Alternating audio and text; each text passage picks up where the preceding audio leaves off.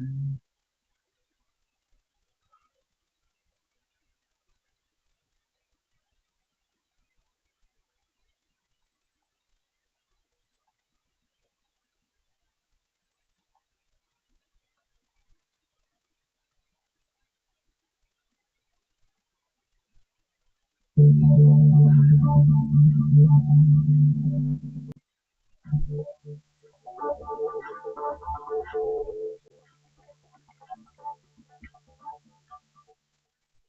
following program contains things and language of a frank and explicit nature. Real discretion is advised. In 5, 4, 3, 2, live now. Oh my God.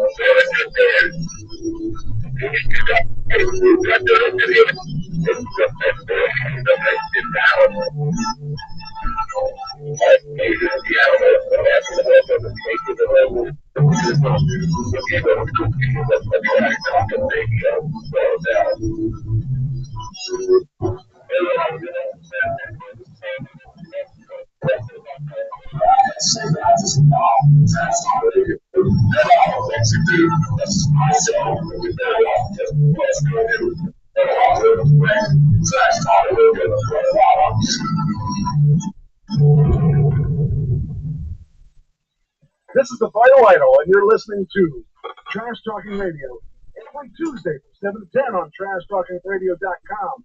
And remember this, the Vital Idol tells you it's got to be true.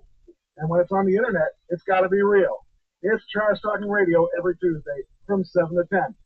I am the top of pop, the king of swing, the international rock star, way above par, the host with the most, Mr. Tuesday Night, the Vital Idol. Oh, classy like trash, and thank you very much.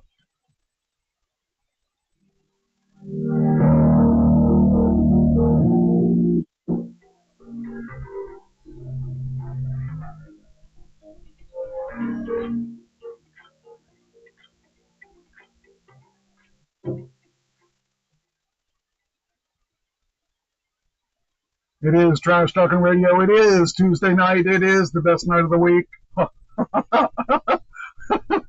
Oh boy, I hope this isn't the best night of the week. I mean, the week I've had so far is it's a real mess. How you doing, Doug? I'm doing fine. I'm doing better than you. Yeah, I just got a call from Comcast, and he's like trying to blame me for their mistake. And I said, I can't talk to you right now because I got a show to do, but I'll talk to you tomorrow. So he's going to talk to me around 1 tomorrow, and I'm going to tell him a few things because I don't really care how it happened. Well, I do care how it happened because It didn't happen because of me. It happened because of them. And regardless of what they say. For those of you that don't know, which is probably everybody, I lost my phone number. Not my phone number, because they were able to steal it online. So, yeah, that's a problem. And they've actually attacked my checking account, my bank account, and I almost lost $26,000 today. So I fortunately caught that before it got out of the door. They were going to take all my money that I had saved up for this business that I'm working on, and they were going to take all that money and turn it into cryptocurrency. That's a really scary thing. So that leads me to topic number 2. And topic number 2 is, what is this alleged business that I'm planning on doing? Do you know? Do I know? Yeah. Yeah, you're starting a school. And it looks like this. The Pro Wrestling Star Academy in Mount Holly, New Jersey.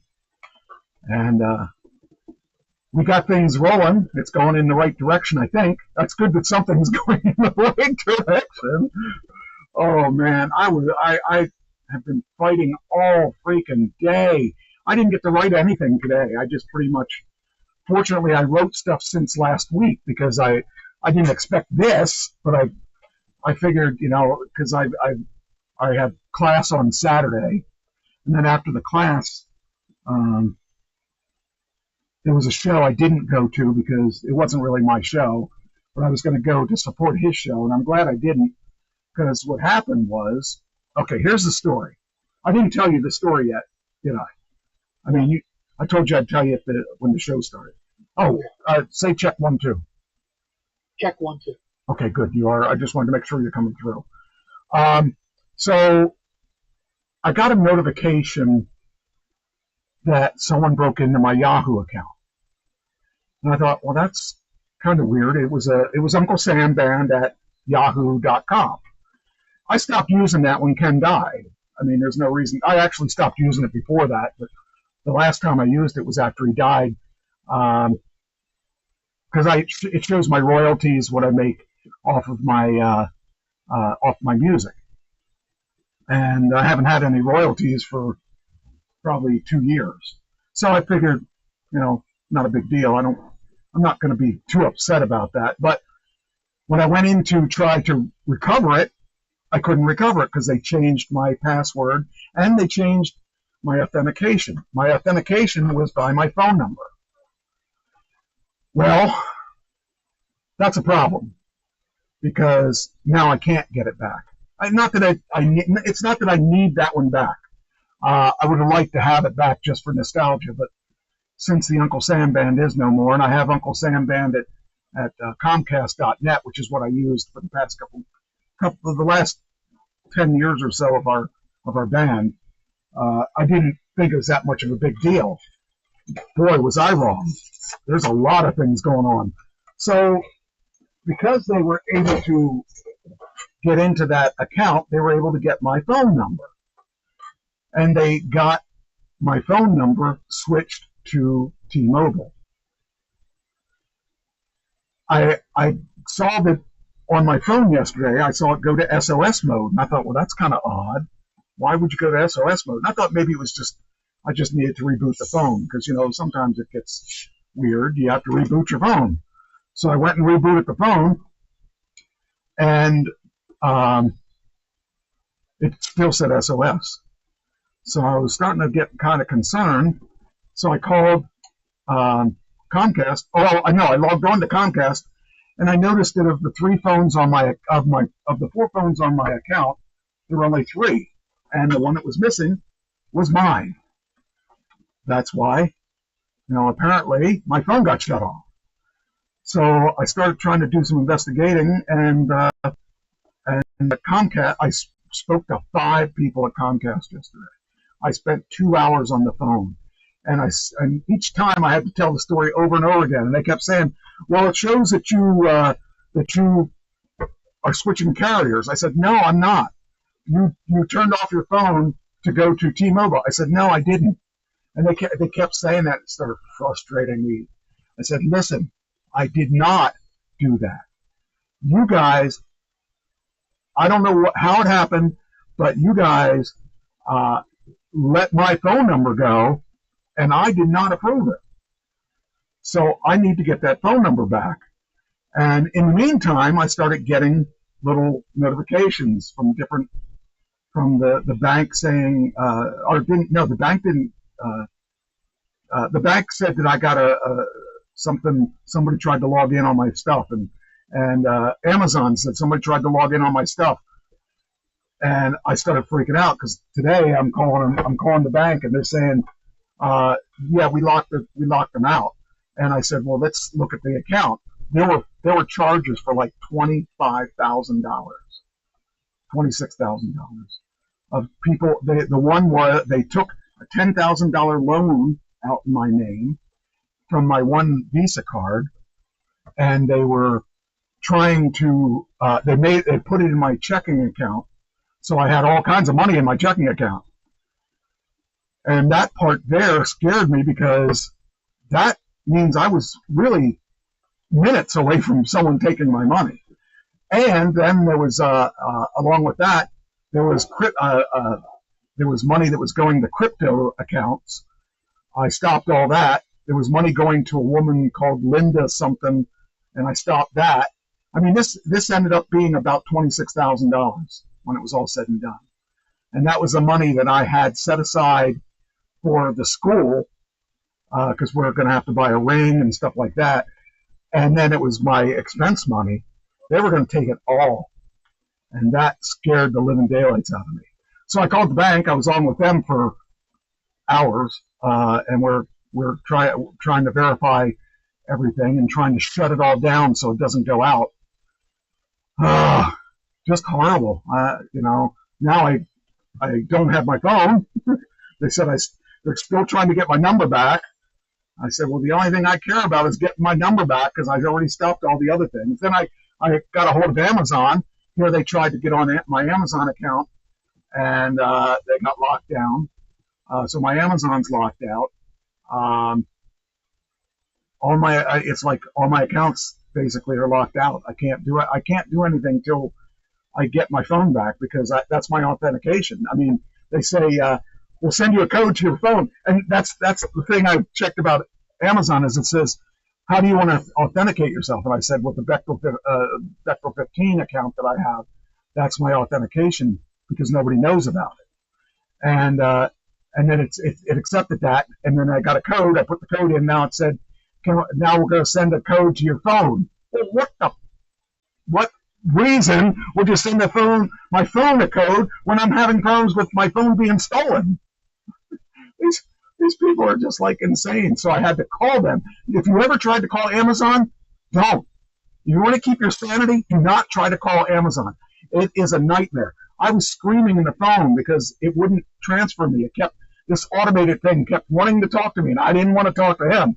And then he kept going and going. I said, I want a live agent. A live agent. I can help you with that. No, I don't want you. I want a live agent. And they said, what's it for? I said, fraud. I can help you with that. No, I want a live agent. After, I don't know how long I was talking to them before it gave me a person, and then the person helped me a lot. But still, this is a nightmare. This is horrible. All the things you got to do if someone tries to fraud you. And I don't wish that on anyone. That crap, it's horrible. This is the worst. I called my investment account, and they tried to get in there too. I mean, they went full fledged on me. They were after everything, and they shut them out. They're pretty heavy with their security, but I don't even. I mean, I can't even touch my own money right now. So I don't even know how much. I don't even know if I have any money. Let's see if I have anything. If I have any money or not. It sucks not having any funds. I do have a little money. Good. I didn't even think of that till now. But that's how my weekend went. How'd yours go? Our weekend? Yeah. Our weekend was fine. Cool. I want your weekend. I bought a new used car, What'd you get? 2021 Subaru Forester. Okay. Those are nice An cars. upgrade from my 2015 Subaru Forester. Yeah, actually, I have a friend who loves those cars. She's been driving those cars for 20 years. I mean, they're nice. They're very reliable cars. So They wanted to put me in a lease, and I didn't want to. no, do not. They put me in. I don't like leases now. I am so frustrated with leases. Oh, jeez. So, well, did you get it already? Yes, I have. And what year is To it? figure out all the bells and whistles. It really changed from a 2015 to a 2021. It made that big of a There were a change? lot of Wow. differences. Yes. That's cool. Well, that's good. Wow, that's. I'm glad to see somebody had a good weekend. I had a good week. I had a good weekend until this happened. This is a pretty big thing.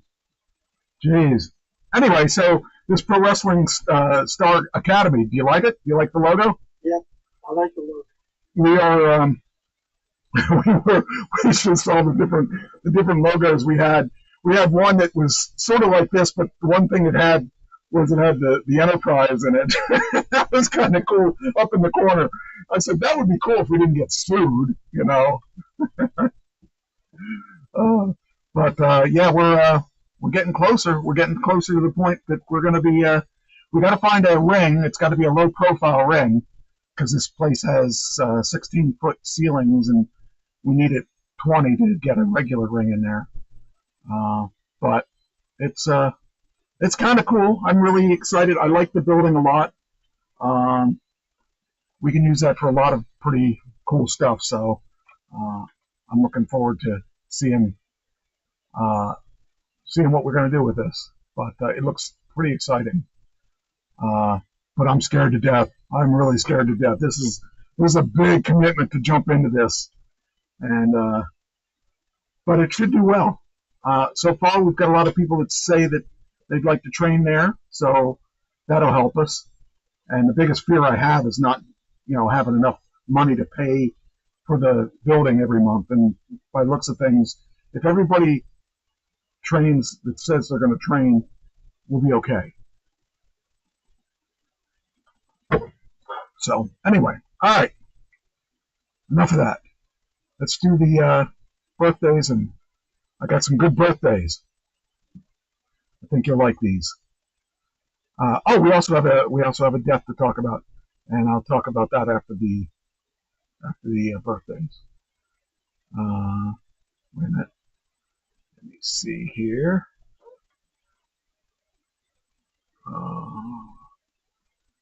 Come on, make it bigger. Come on, make it bigger. Okay, that's fine. That'll work. All right.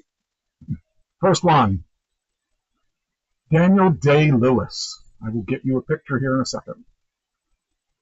Do you remember, what was some of the movies he did that were, he played Abe Lincoln. He played, that one show, My Left Foot, I think he did, where he was he wasn't able to walk because of his left foot. He had a lot of good movies. Do you know of him? Yeah. Okay, well then I'm just going to tell you, 68. So, Michelle Pfeiffer, I don't know. There's a PF. Michelle. She's got to be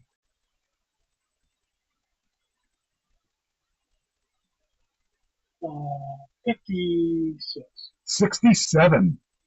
67. Yeah, time goes quick, man. We were watching her. Oh, we were a lot younger when we were watching her when she was. Oh wow, she played Catwoman. I didn't know that.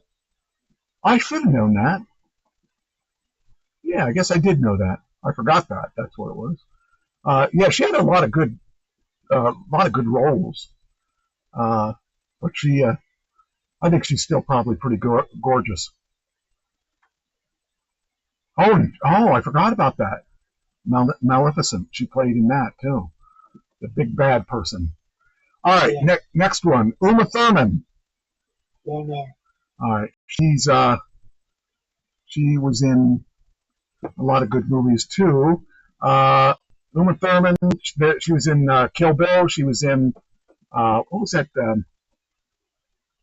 That one with Pulp Fiction. She was in that. Anyway, she is 55. Now this one I know that you know this one. Eve Plumb.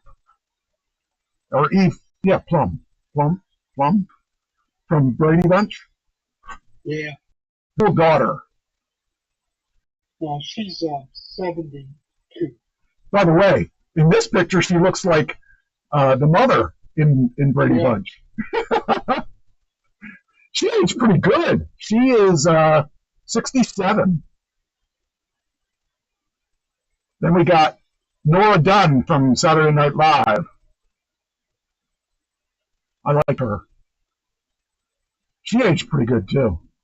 I have no idea. She is 73, which really surprised me. I didn't realize she was that old.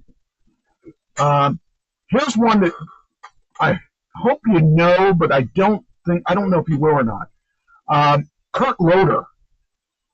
He was a VJ on MTV.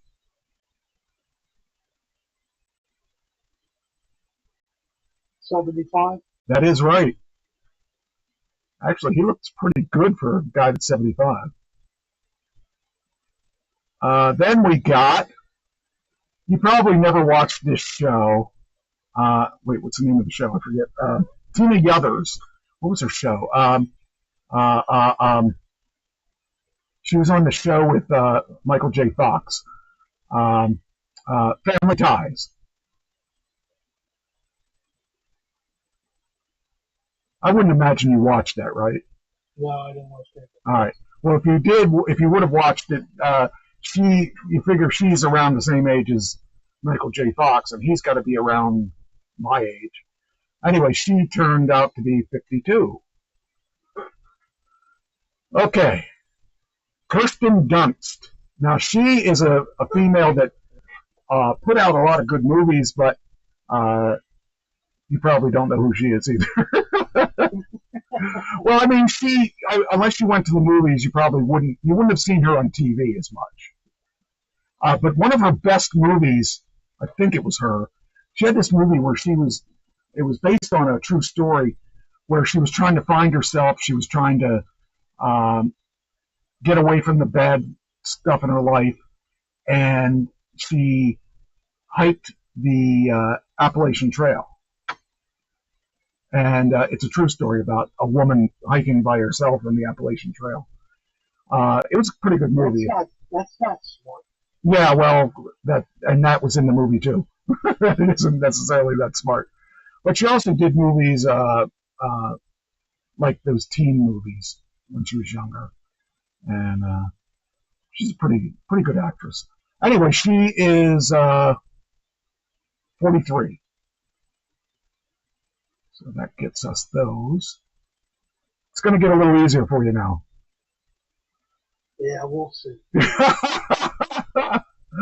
Well, the thing is, you don't watch a lot of TV like this stuff. A lot of these people were on, because I know that you got better things to do. Than, by the way, I never asked you this. Do you like Monty Python? Yes. They have on Plex. They were playing the Holy Grail. They were playing live at the Hollywood Bowl. The past couple of days I've been laughing my butt off. And I just thought it was cool that they were playing that on free TV. So, Free TV. free TV. I don't know if you know who she is, but Gal Gadot, do you know who she is? Yeah. Wonder Woman. I'll bring her up here. Obviously not the Wonder Woman with Linda, what's her name? But this is she was a pretty good Wonder Woman. She does have an accent. I can't think what she is, but she's pretty good. She's Wonder Woman now. She was also in some movies with The Rock and stuff like that. She is 40. You probably didn't know her, so I'm not going to. I know you know this one. Tim McGraw. Yes. Tim is 52. Tim, you're close. You're close. I didn't get his picture up here yet. We got. There he is. He is 58. 58. Okay. And then we got another hero of country, Willie Nelson. Willie is in his 90s. Yes, he is. He's never going to die. Yeah. He's too pickled. I don't know. Yeah, maybe. He's preserved. Well, let's say he's fake. All right, so what are you saying? 93. Well, good enough. 92. That's good enough. Okay, then we got, since we had Wonder Woman, we're going to have Superman next. Henry Cavill.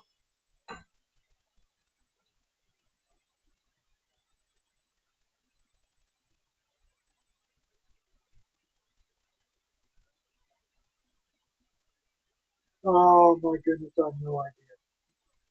He's probably 47. You're close, 42. Then we have, I'm not sure that you're going to know who he is, but Kurt Sutter. He wrote Sons of Anarchy. And I'm assuming you don't know him. Don't know. Yeah, that was a good show. It was a really violent TV show, but it was really, really good. He's 65. Now, I know you know the last three. I don't know if you know how old they are, but I know you know who they are. One of them is David Beckham.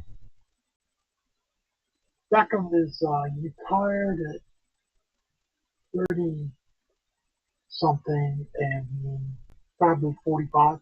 He is 50, so that's close enough. He's 50.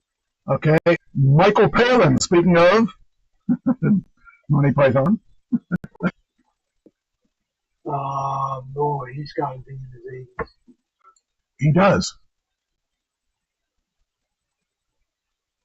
Let's go with 80. Go with 85. I'll stick to 82, that gets you there. And lastly, but not leastly, do you know what The Rock is cooking? Dwayne Johnson. Rock has got to be 62. No, you're off by 11. 53. He's 53. Yeah. He actually retired from wrestling when he was 45, maybe? Somewhere around there. So, yeah, he's the last one. But yeah, he's got a good career. He's got a good couple careers going right now. All right. Do you want the Ruth Buzzy obituary? Yes. Get that one done. All right. This one's a short one. It's hard to do things about someone her age because they didn't have the opportunities that they have now. Ooh, hold on there. All right. I did learn some stuff about her that I didn't know, so it was kind of cool that.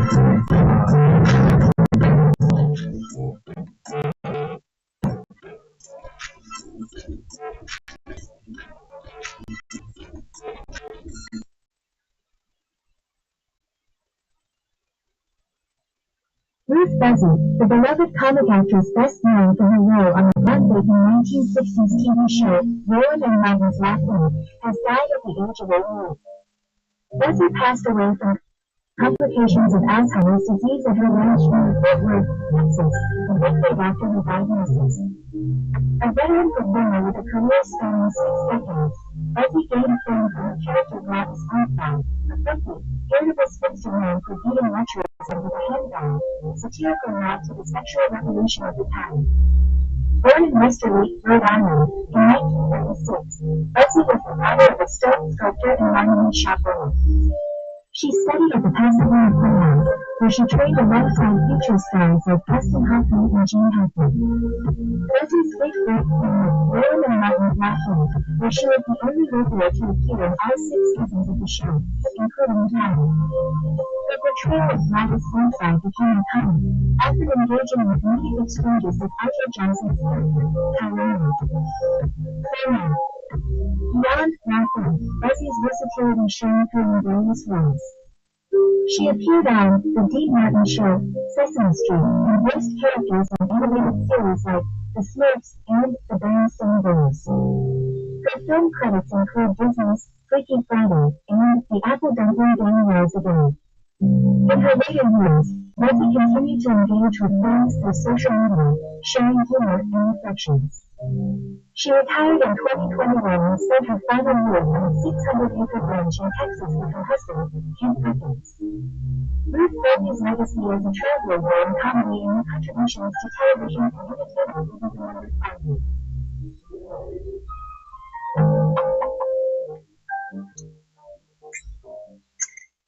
There you go.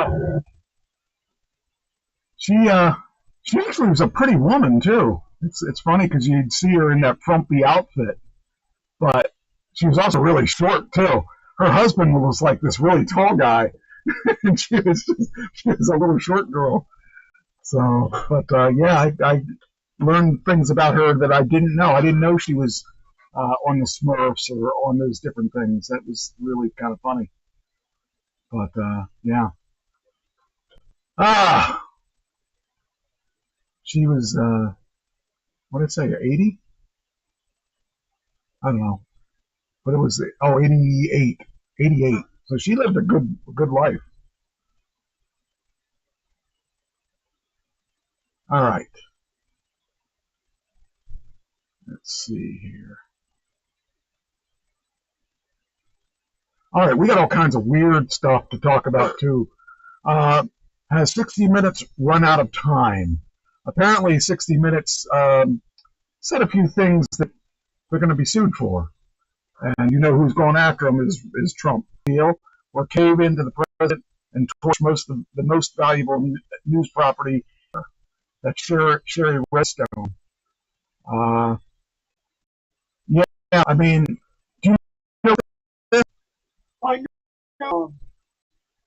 Her organization came down on 60 Minutes and their executive producer or editor quit because she wants to not irritate Trump. Right. Because she wants this deal with Skydance. And Trump is in total control of that. Wow. That's kind of weird that you have to give up your integrity at some things sometimes. Like Well, 60 Minutes is not the show it used to be. No, it's not. I haven't watched it in a long time, but, you know, the people that I liked on there aren't because they would have been 100 by now. That's right. But yeah, I haven't seen. It is a left-leaning show. Okay. And Trump didn't like it. Right. And so she's trying to get it middle of the road or tilt right, or at least middle of the road, and they didn't want to do that. So he's stuck between rock and hard place. Now, Skydance isn't that a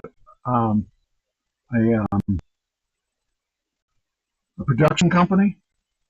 I don't know who they are. I thought they were a movie or a production company or something like that.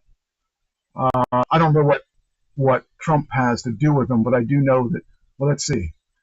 It says no one's happy about it, but in resigning, Bill proved one thing: he's the right person to lead 60 Minutes all along. What's got everyone worked up, of course, is the $20 billion lawsuit that's billion with a B. President Trump lobbed onto 60 Minutes last year, claiming the show had perpetrated election interference by editing videotape interview with Kamala Harris, which they did.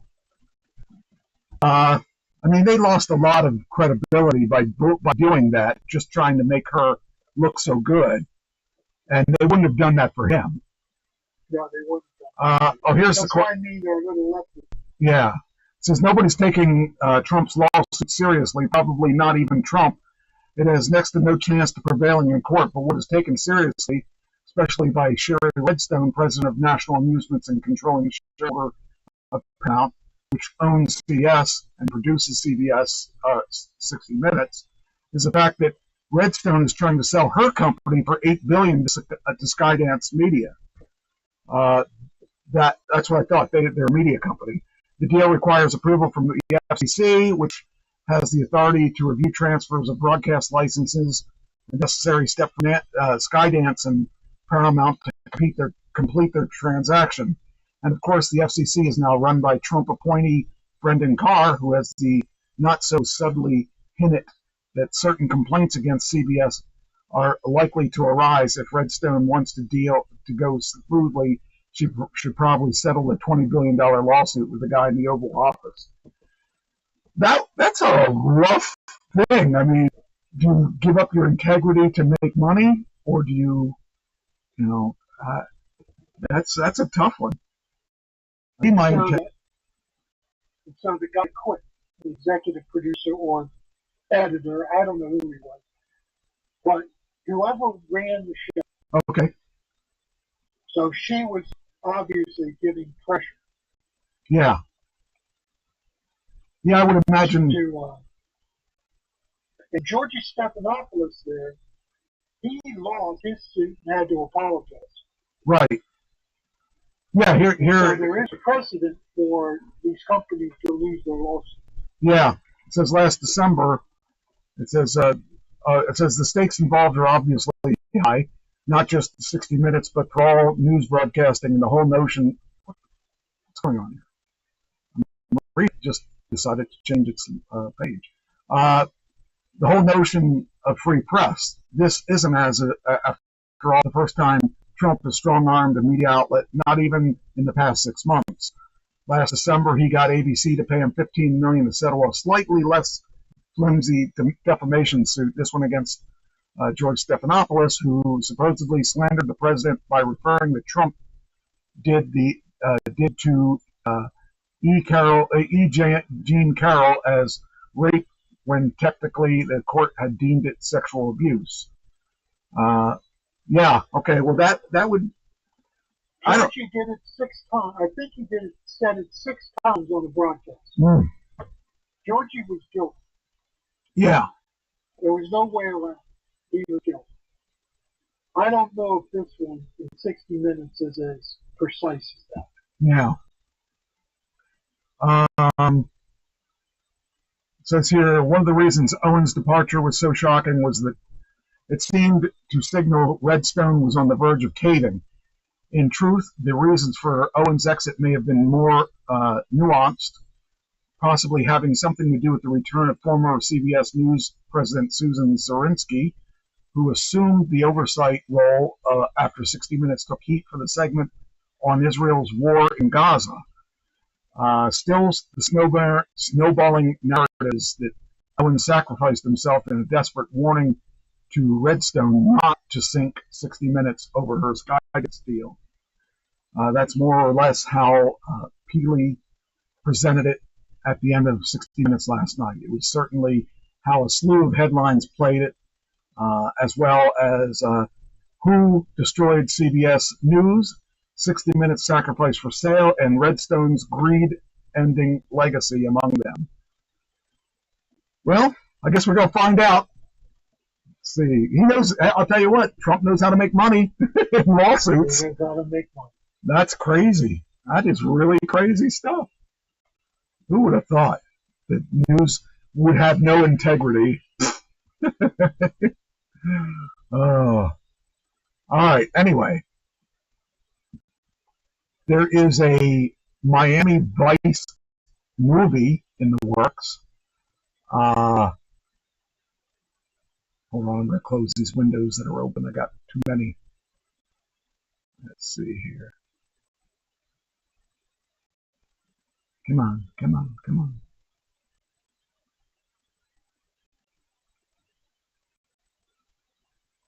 All right.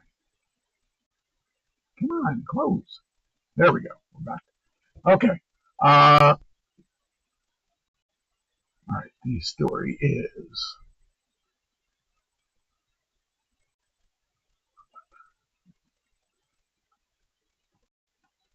Miami Vice movie in the works with Joseph Kosinski. Uh, I'm really surprised because Miami Vice was back when we were kids. I know, that's an old shit. I mean, I would think that they would come up with something, but then again, Top Gun was kind of old too. But I mean, I don't know. Oh, by the way, I just thought I'd tell you this. You'd probably like to hear this. The Ruth Buzzy thing, I finished it Sunday night. And Sunday night, I posted it. And by Monday morning, we had 41 people watch it already. And so, and we had more people between now and then. It seems that those short clips are doing well. And this show on YouTube is actually doing quite well, considering. It's not doing the millions of views that some people have, but this show is actually picking up steam because people must be listening to some of it, some of the 3-hour version of it that we're getting odds that are a lot higher than they've been. So I think That's because of me, Mike. Well, I was just going to say that. I think a big part of it is the chemistry of what we bring. And Not good luck. yeah, that too. Yeah, that too. And my great hosting ability. Yes, of course. And my technical ability. Well, maybe not Yes, that. Yeah, that's it. Anyway, this movie here, this guy did. It says here, Joseph Kosinski is headed to Miami. The filmmaker behind the $1.49 billion hit Top Gun Maverick is attached to direct the Miami Vice movie. So he's already got a great track record because that almost $1.5 billion for that Top Gun movie. Says Nightcrawler filmmaker Dan Gilroy is penning the script from an earlier draft by Top Gun Maverick writer Eric Warren Singer, who had to move on to commitments with Amazon's Best of Enemies, starring Christian Bale and Bradley Cooper. The Batman producer Dylan Clark is producing the Dylan Clark Productions, and Kosinski is producing through Monolith. I mean, I would probably watch it. I mean, I never watched Miami Vice when it was on the air, but I have an interest to see how they do that. Might be interesting. So, yeah. Then we got. Oh, this is interesting. When was the last time you heard that Barbra Streisand was going to do an album? Oh my goodness. She's got to be. I would think she's in her 80s, right? She's got to be. Well, it says here, Barbra Streisand announces a new studio album to be released June 27th. It'll have Ariana Grande and more. You know what? She looks so bad for however old she is. Of course, I can't read this because it's blocked out because I don't pay for it. But still, I didn't know that was Billboard. But Barbra Streisand, man, I can't even imagine. I'm happy for her. She's lived a full life and then some. Let's see if we can find another article that tell us deep dark secrets. Hollywood. Okay, open up.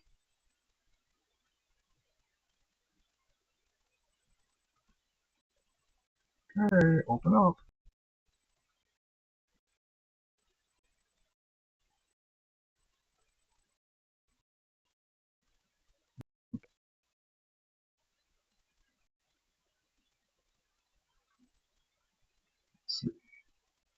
All right, here we go.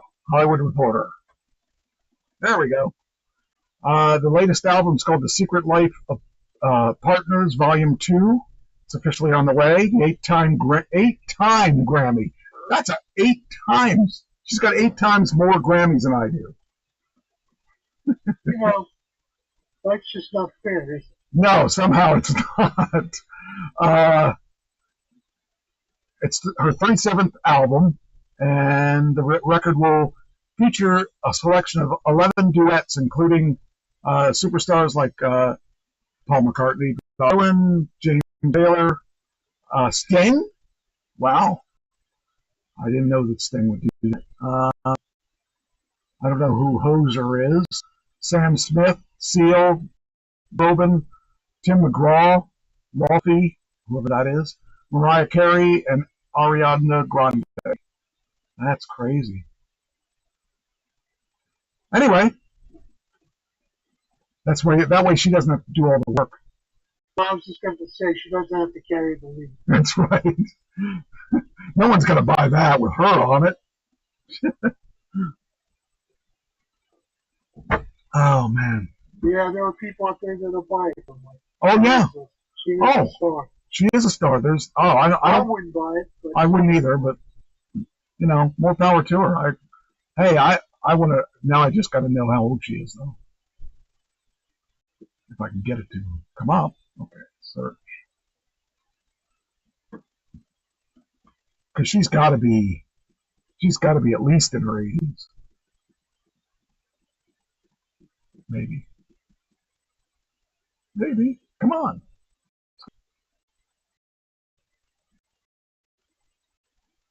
This is, oh, here we go. 83. And I think she looks better now than she did when she was younger. She grew into her nose. That's not not really a cut, but, you know. We talked she had a nose job. Maybe. I mean, I don't know if she could afford one. I mean, geez. Yeah, only 8 times maybe.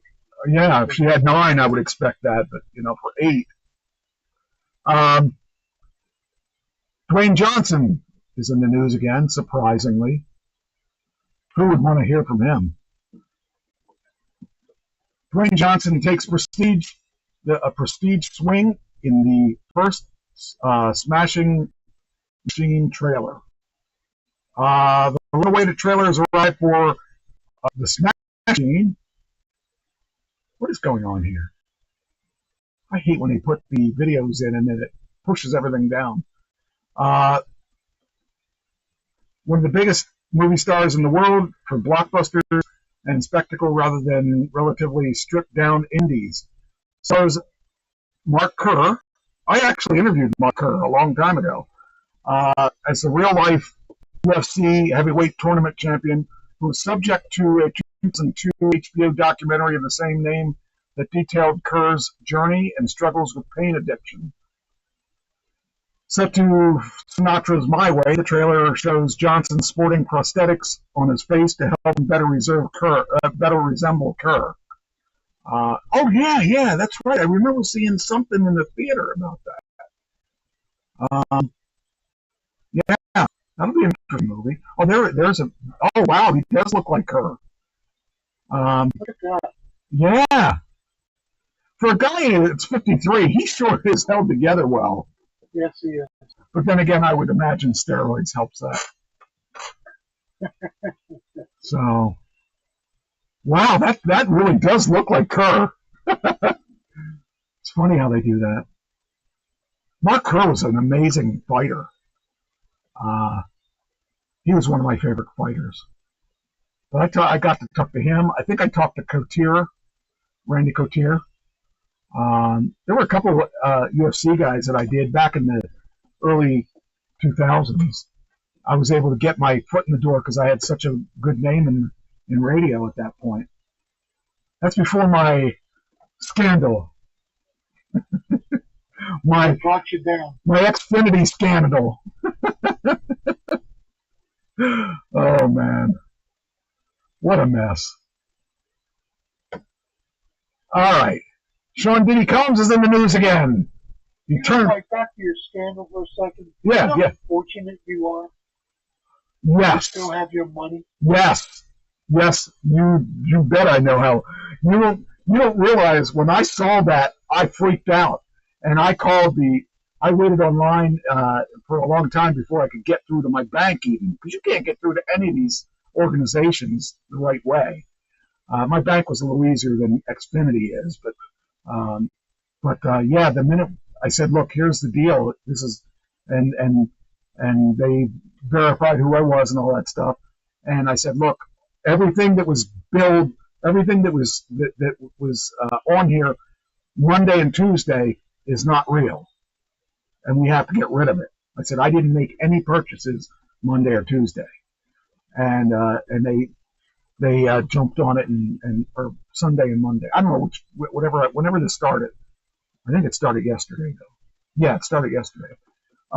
So they actually helped me a lot. They stopped all the things that were going through because I would have lost so much money. I don't know what I would have done. It would have been horrible. So I don't know. So it's like right now you've lost nothing. Right now, I've lost only that one email account, which is nothing. I've lost the ability to withdraw any money right now because, I shut down all my accounts, and they're issuing new credit cards, or issuing new account numbers and all that stuff. I feel like I'm going through the being reassigned a new identity, the mafia's after me and I'm trying to hide. I feel like that's what's going on. I don't know. It just sucks that you can't even do day-to-day business without somebody coming after you.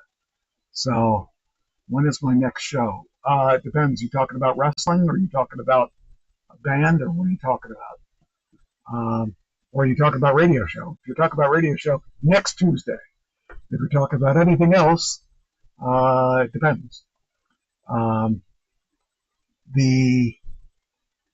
The next wrestling show that we're doing is in September, and in October.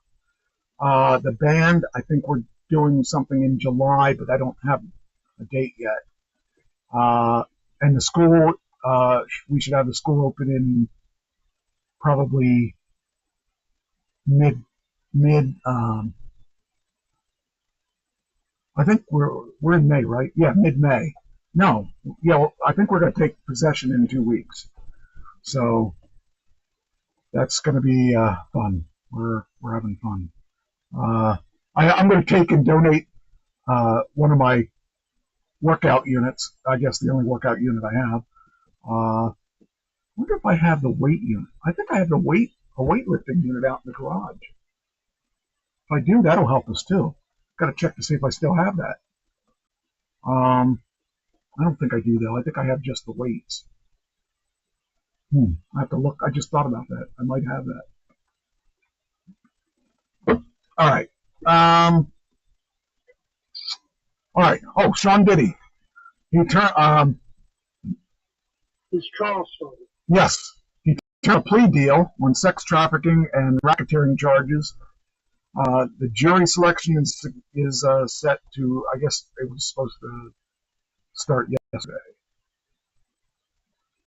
So he's really. I mean, I can't imagine that he thinks he's going to get out of this.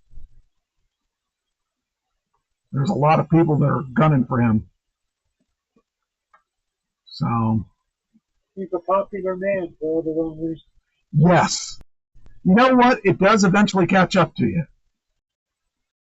And I mean, how can you possibly? Well, it took one person to start the ball rolling. Yes.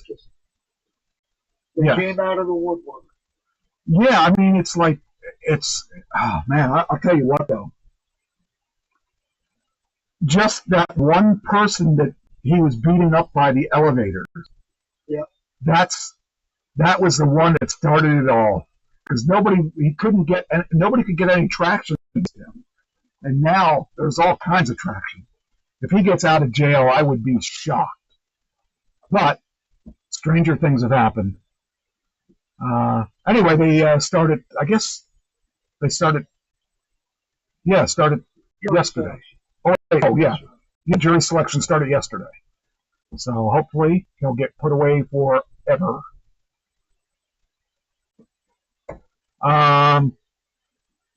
Michael Bolton reveals. Oh, I shouldn't tell you this yet. Do you know about this? No. Well, it doesn't matter. I can't get away with it now. Michael Bolton reveals a brain cancer diagnosis. And if I hadn't said, I wasn't gonna tell you that. I was gonna make a change in the death pool and then tell you if I screwed up. And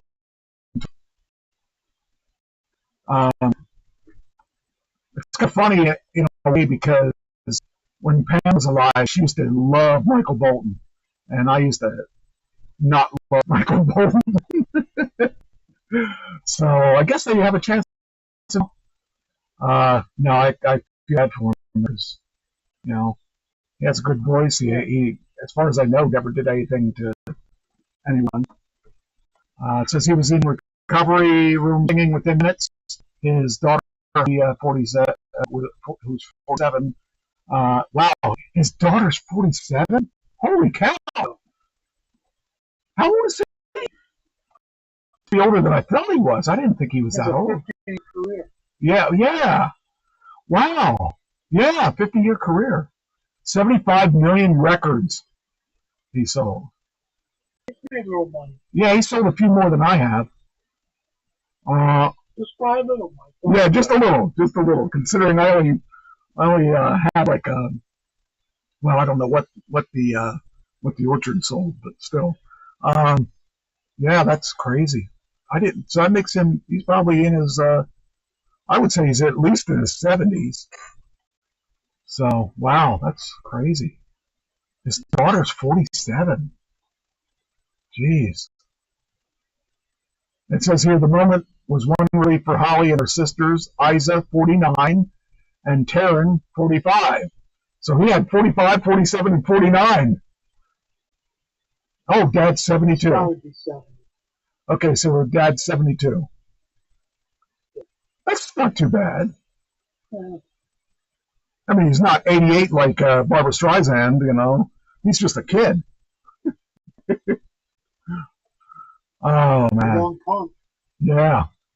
Rust. Remember the movie where that? Yeah, well, that's been released in theaters today, 3.5 years after the on-set shooting of the death of Halyna Hutchins. You know, I'm really surprised that guy actually released that movie. I mean, I can't imagine it's going to do well either. But, hey, I never know. Remember. Just, how could you live? And Alec got stuff for Yeah. Crazy. Because a technicality. That's crazy. Oh, but you can strip for $14.99. You know how much a streaming costs these days? I guess so. I mean, it's cheaper than because you would pay $14.99 for one person. So I don't know. It's crazy. But let's see here. Anyway, it says film producer and co-writer Alec Baldwin stars Marlon Rust, an outlaw on the run for this 30-year-old grand. Man, I'm not going to buy it. You know. What happens when you make the president, which he was known for? That karma comes and bites you in the butt. Trump doesn't sue him. They do have on Max, they do have a show called The Baldwins, and it takes you behind the scenes of his family. So, I don't know. All right, next thing. By the way, how's the conclave going? It starts on the 7th. Oh, okay, it didn't start yet. Okay. Trump signs an order aiming to cut funds to PBS and NPR. I'm not sure how I feel about this. I mean, the reason I like Monty Python, but I can't. I really. Small percentage. But most of it goes to village. Okay. So that they can do educational stuff in local shows. Okay. So it's not really going to depend completely, not completely, but they depend a lot on that money. Okay. So when I found that out, I wasn't pro, but I wasn't negative either. But now it's like, well, NPR is extremely liberal. PBS is liberal, but PBS does a lot of good stuff. And the local affiliates do a lot of local shows. Yeah. And I get to see them. Right.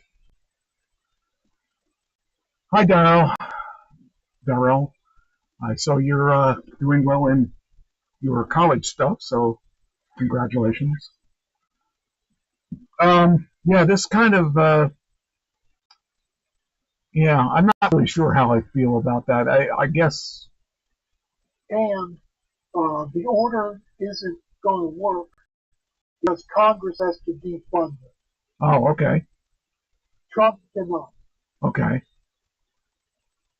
Well, he thinks he Cause can. them trouble and make them spend money in court, which is what he's doing. Yeah. He's making them go to court and spend money. Interesting. He's doing it to be mean.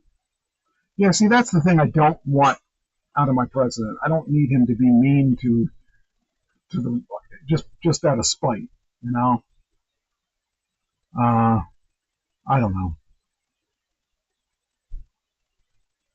It's weird. So anyhow, Republican presidents since Richard Nixon have been trying to stop PBS and National Public Radio, and they haven't done it yet. So the chances of it happening now are not very good. Yeah. Because it takes 60 votes in the Senate, and the Republicans don't have 60 votes, so chances are it's not going to happen. Okay. Well, that's interesting. It's like look over here, and then he does something over there. See, the problem though is that NPR, National Public Radio, all their officials claim to be middle of the road, but 95% of their people are far left progressives who donate to the Democratic Party. How can you be middle of the road if almost everybody in your organization is far left? Yeah. How are you going to be middle of the road? So that's why Trump wants to end it. Okay. Well, he's on a revenge tour. He's on a revenge tour. I'm doing really well, Darrell. I hope you are too. I mean, I know you are because I can see what's going on in the feeds. Streaming's now just as crowded with ads as old school TV. I don't know if you noticed this or not, but if you look on Prime and you use Prime, there's all kinds of ads. There's ads on Netflix now.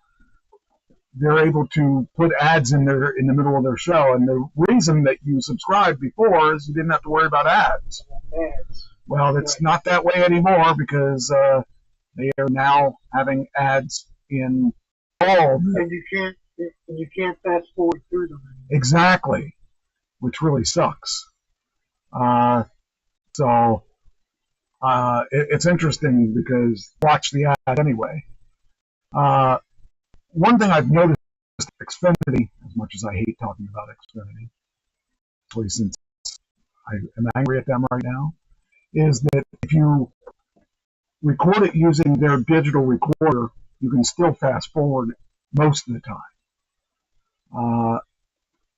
So, I don't know. It says, let's see here, an early promise of streaming platforms that users would be able to watch TV series and movies without commercials that break up the programming of broadcast or cable networks. That's no longer the case. Every major streamer has an ad-supported tier. New data from Nielsen says that a good number of viewers are using them. Yeah, some of the stuff though is stuff that we're even paying for, that we get ads, and I'm not happy about that, because if I'm paying for it, I don't want the ads. You know, it'd be one thing if you did a tier system where some ads were on certain tiers and no ads on the other tiers. That would be okay for me, but I just think that it's really strange that they're doing that. But they know that they can do it. You're paying for a higher tier and you're still getting ads? Yeah, certain things, yeah. It depends on the program. So, one of the programs I got to watch the finale of is YOU. It's on Netflix. And the finale, or the last season, dropped, I think, a week ago. And I watched it all in one day. It was just, it's about a serial killer. And it talks about, the guy ends up killing these women, and he doesn't want to kill them. He just ends up, under circumstance, he feels that's the only solution he has. And he finally gets caught in the 5th season, and then they put him in jail. It was really good how they caught him. That was a good show. I didn't have to watch ads for that, though. Then Roku. Roku is making a significant acquisition. Roku is a platform that people that don't want to have boxes, don't want to have to pay for the streaming box, they can use that in rooms. I don't use it that much. I use my NVIDIA box most of the time. But Roku, yeah. The deal, which will be completed in Q2, will give Roku a foothold in the subscription streaming market and the MVPD sector. I don't know what that means. Complementing its friendly all aspects of the multi-video providers like news channels that will include Hallmark, History, Lifetime, and A&E. And starting at $6.99 a month. If you're a wrestling fan, A&E is a good thing to have, because they have a lot of special things on A&E. WWE has lots of stuff on there. You don't watch? Do you watch LFG? No. It's a really good show. And what it is it's they took 16 people that wanted to be wrestlers. Some of them had training, some of them didn't, and they put them. There were 4 coaches. The Undertaker's one of them. Booker T is one of them. Bubba Ray Dudley is one of them, and the 4th one is Mickey. I can't remember her name. Mickey James. Yeah, Mickey James. And they have been training them, and they're a competition to win a contract at NXT. And they had Evander Holyfield's son was in that. That was really interesting to see him, because he's a quiet guy. And they got him out of his shell, so he was doing really well, but he was a little late. And he could have done better if he had stepped out of the show quicker. But that's a good show. It's on A&E. But I like that show a lot, because it shows a lot of things about the business that you probably never thought about, and you get to see it from a different perspective. So I like that show a lot. It is really interesting. They had 8 women and 8 men. So, but that was really, really kind of cool. Okay, next. Let's talk about The Pulitzer Prize. You know what the Pulitzer Prize is? Yes, for excellence. It's the Pulitzer Right. Prize. It's one of the most prestigious awards in the U.S., announced annually in May by Columbia University in New York City. There are 23 prize categories for achievements in American journalism, including fiction, music, drama, and photography.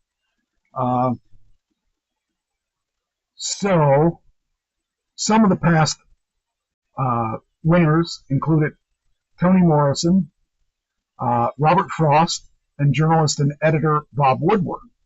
Here's her. Where are they? Supposedly we were supposed to have a list. I don't see the list. It says, well, see the list. I don't say it. They lied. The list wasn't there. Anyway, the awards, do you know who the awards are named after? Yeah, I used to know. It's a guy named Pulitzer. No, his name was Jones. No. No, Joseph Pulitzer. He's one of the founders of modern journalism, whose newspapers, the St. Louis Post-Dispatch and the New York World, transformed journalism by marketing to a mass audience, not just the elite. And he was Hungarian-born. He pioneered investigative reporting, exposing corruption and abuse by presidents and bankers. He also used sensational tactics to sell papers, deploying dramatic headlines and cartoons and highlighting scandals. He died in 1911. He left $2 million to Columbia University to found its journalism school and established the Pulitzer Prize. The inaugural prizes in 1917 selected 4 winners, 2 for newspaper journalism, including a look inside the German Empire in World War I, and 2 for books.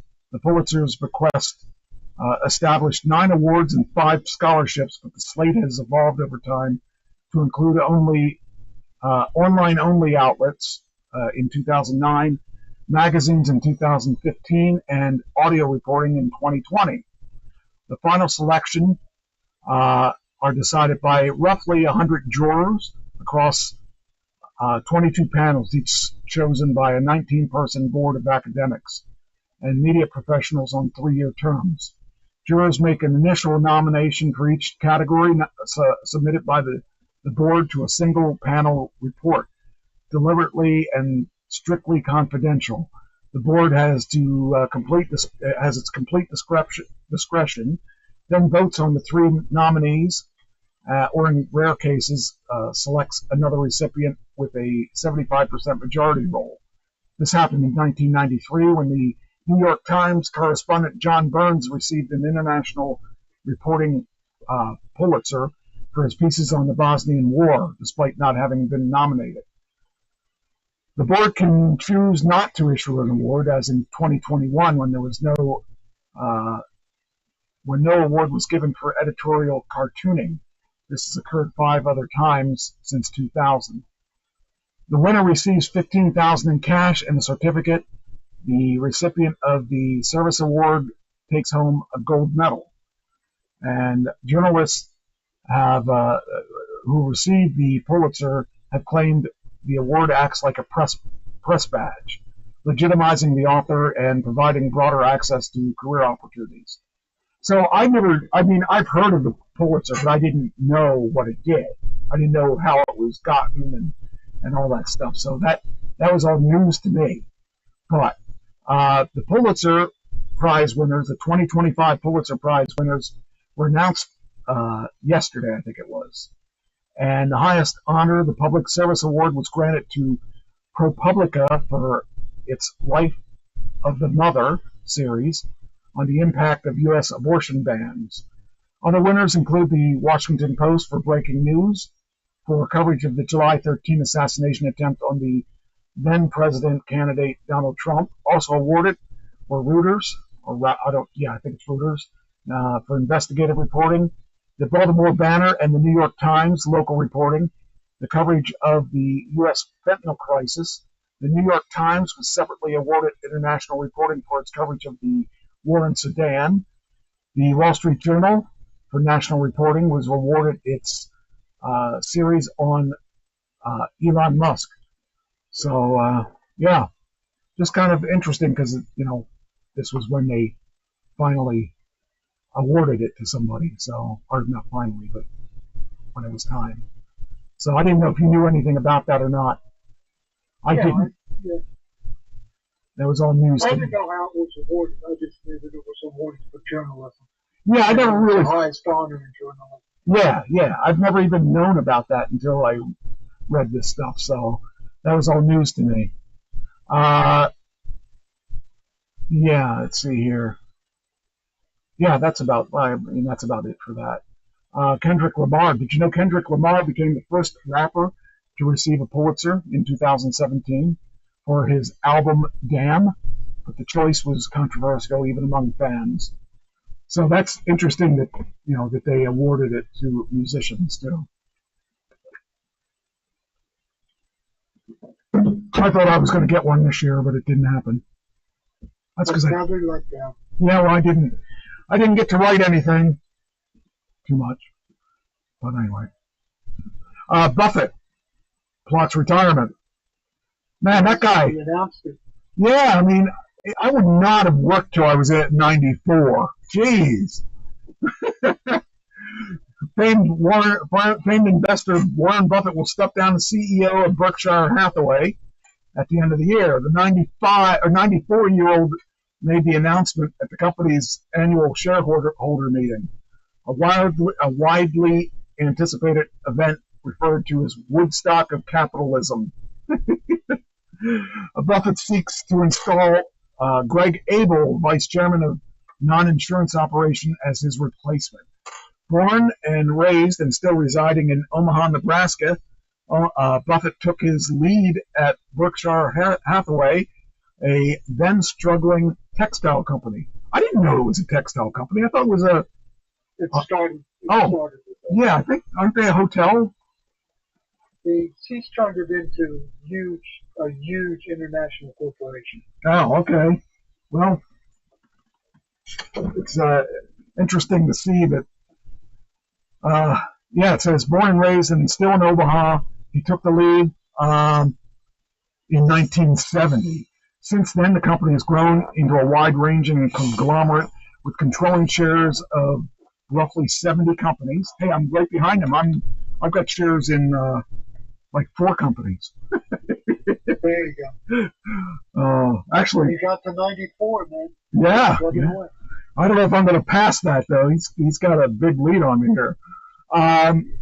Since then, the company. Okay, so then it talks about known for its dedication to value investing, which emphasizes finding undervalued stocks. The company has delivered average returns of almost 20% since Buffett took over, and more recently, he stockpiled cash to close to $350 billion on hand. His longtime partner, Charlie Munger, passed away at 99 in 2023. I guess it pays to work there. Man. And his partner worked until the day he died. I can't imagine. I would have wanted to, have vacation at some point, But I guess that's why he made the billions of dollars that I didn't make. Yeah, so that's a big deal that he ended up announcing his retirement. We knew he was going to retire. He didn't want to leave it to like some of his kids. He wanted to leave it to I guess he didn't end up getting that one son or whatever to take over. I don't know. If my dad was that wealthy, I would never have to work and I could have all kinds of fun. Starbase. Okay, do you know what Starbase USA is? No. You're going to like this. Hundreds of Texas voters approved the establishment of a SpaceX city over the weekend. Starbase, Texas, a roughly 1.5 square mile coastal area in the state's southmost tip, will operate its own municipality pending certification of Saturday's election results. And they apparently have a campus and all that stuff More than 500 people reside within the proposed town borders. Most of them are employees of SpaceX. I've never heard this before. This just blew me away. I'm like, what? Is this real? But a Starbase is going to be its own little place. And life at Starbase. It even has a video and stuff like that. More than 500 people reside within the town's borders, most of them employed at SpaceX. The overwhelming vote in favor of incorporation, 212 to 6, enables Starbase to create its own zoning laws, raise revenue, hire officials, and block roads for rocket launches. Saturday's vote also selected the town's first mayor, engineer Bobby Pendon. Not Pendon, Pedon, I guess.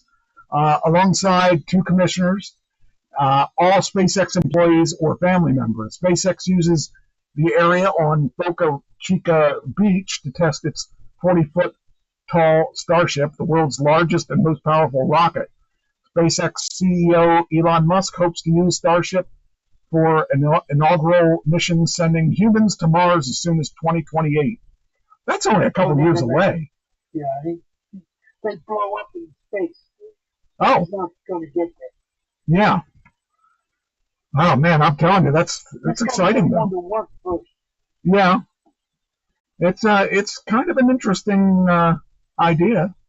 I mean, I don't know. Yeah, I'm a Musk fan, don't get me wrong, but his rockets are not working as advertised. Well, I mean, there are a certain amount of things you've got to go through to. That's why they have test launches, to make sure you work all the bugs out before you put people in there. I mean, how many people has he lost? Yeah, but this is 2025, and he hasn't had one success yet. He's supposed to go to Mars in 2028. Well, you know, that's a couple years away. I'm on the phone with him every day, you know. We'll get it worked out. Oh man. All right. Oh, it says okay, yeah, that we talked about already. Oh, this is interesting. Do you like Lady Gaga? No. I don't really. I mean, I respect her because she's done a lot and moved into, you know, music and acting and all that stuff, which is kind of cool. So I respect her, even though I don't really like a lot of her music and stuff, but I do respect her. There was a concert. Was it this past weekend? Hold on here. That drew 2.5 million people in Rio. Lady Gaga performed the biggest show of her career Saturday night, playing for an estimated 2.5 million fans in Rio de Janeiro's Copacabana Beach. The show, dubbed Mayhem on the Beach, broke the record of the highest attended concert by a female artist, according to the show's organizers. Madonna previously held the title for the show. She performed at Copacabana Beach last year. Both events were free of charge. Gaga brought her buzzy 5-act performance, which debuted at the Coachella headlining set last month. The Abracadabra Singers show included her new album, Mayhem, along with several hits from her long career in pop, including Paparazzi, Born This Way, and Judas. Well, while that was happening, police in Brazil said Sunday that 2 people have been arrested in connection with an alleged plot to detonate a bomb at the Lady Gaga concert. Rio State Police said that they had worked with the Justice Ministry to disrupt an attack allegedly planned by the group that was spreading hate speech against the LGBTQ community. Police said the group sought to radicalize and recruit teenagers to carry out attacks with Molotov cocktails and improvised explosives. That's kind of freaky. I mean, why would anybody want to destroy 2.5 million people at a concert? You know, I don't know. There's just no. I guess there's no. People are sick. Yeah. They're evil. Yeah.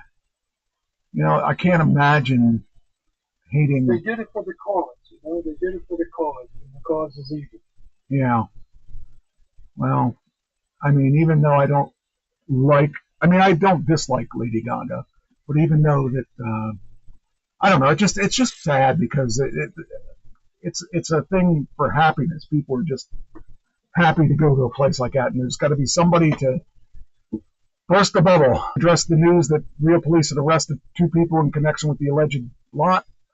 Prior to and during the show, there were also known safety concerns. There were no known safety concerns, nor any communication from police or authorities to Lady Gaga regarding any potential risks.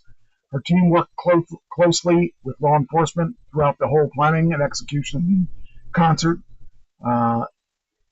So I guess it's good that was, nobody got hurt. So Mike, how's it? You know, you've had crowds almost that size. yeah. What's it like? Oh, it's for me, it's just like whether it be 30 people or 30 million people. I don't see numbers. I see happiness in your faces. So, oh, I wish I could play. That's one of my goals in life, is to play a big stage like that. I have never really played anything that big, but yeah. Daryl says that I agree. People are sick. Yeah, it sucks. This pertains to you and I because we've watched 2 episodes of this so far.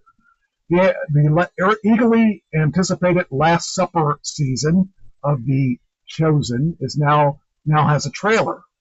I was going to watch it today, but I've been stuck on the phone trying to get my freaking phone back. And a premiere date. The hit biblical historical drama from showrunner Dallas Jenkins has revealed a rather intense season 5 trailer, which teases the drama's most ambitious episodes yet, as Jesus rages against the money changers at the temple in Jerusalem and sets in motion the events that will eventually lead to his crucifixion. Crucifixion. There's a word. Crucifixion. There's a word. Yes. The new season will have... That's a jumble of about 3 different words. Yeah. Well, I like to save time. The new season will have its premiere on Prime on June 15th. The season move follows a production rolling out of 8-episode season in select theaters via Fathom Special Events. The Chosen, The Last Summer Parts 1, 2, and 3 have collectively grossed a whopping $60 million globally at the box office since March 26th.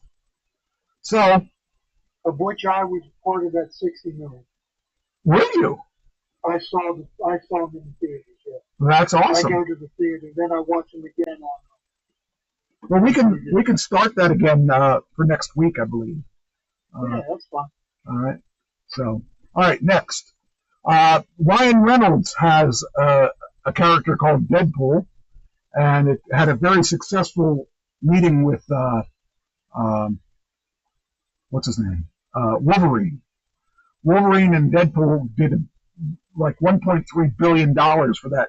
And he keeps saying, I'm going to retire Deadpool. I'm going to retire Deadpool. He's not going to retire Deadpool. They're actually going to be, according to this, in the aftermath of Deadpool and Wolverine, Ryan Reynolds remained firm that he did not see another solo Deadpool movie in his future. This was despite the film grossing $1.338 billion, a number that was validated the extraordinary amount of creative control he wields over his franchise, and which proved he was the most valuable new player in the Marvel arsenal.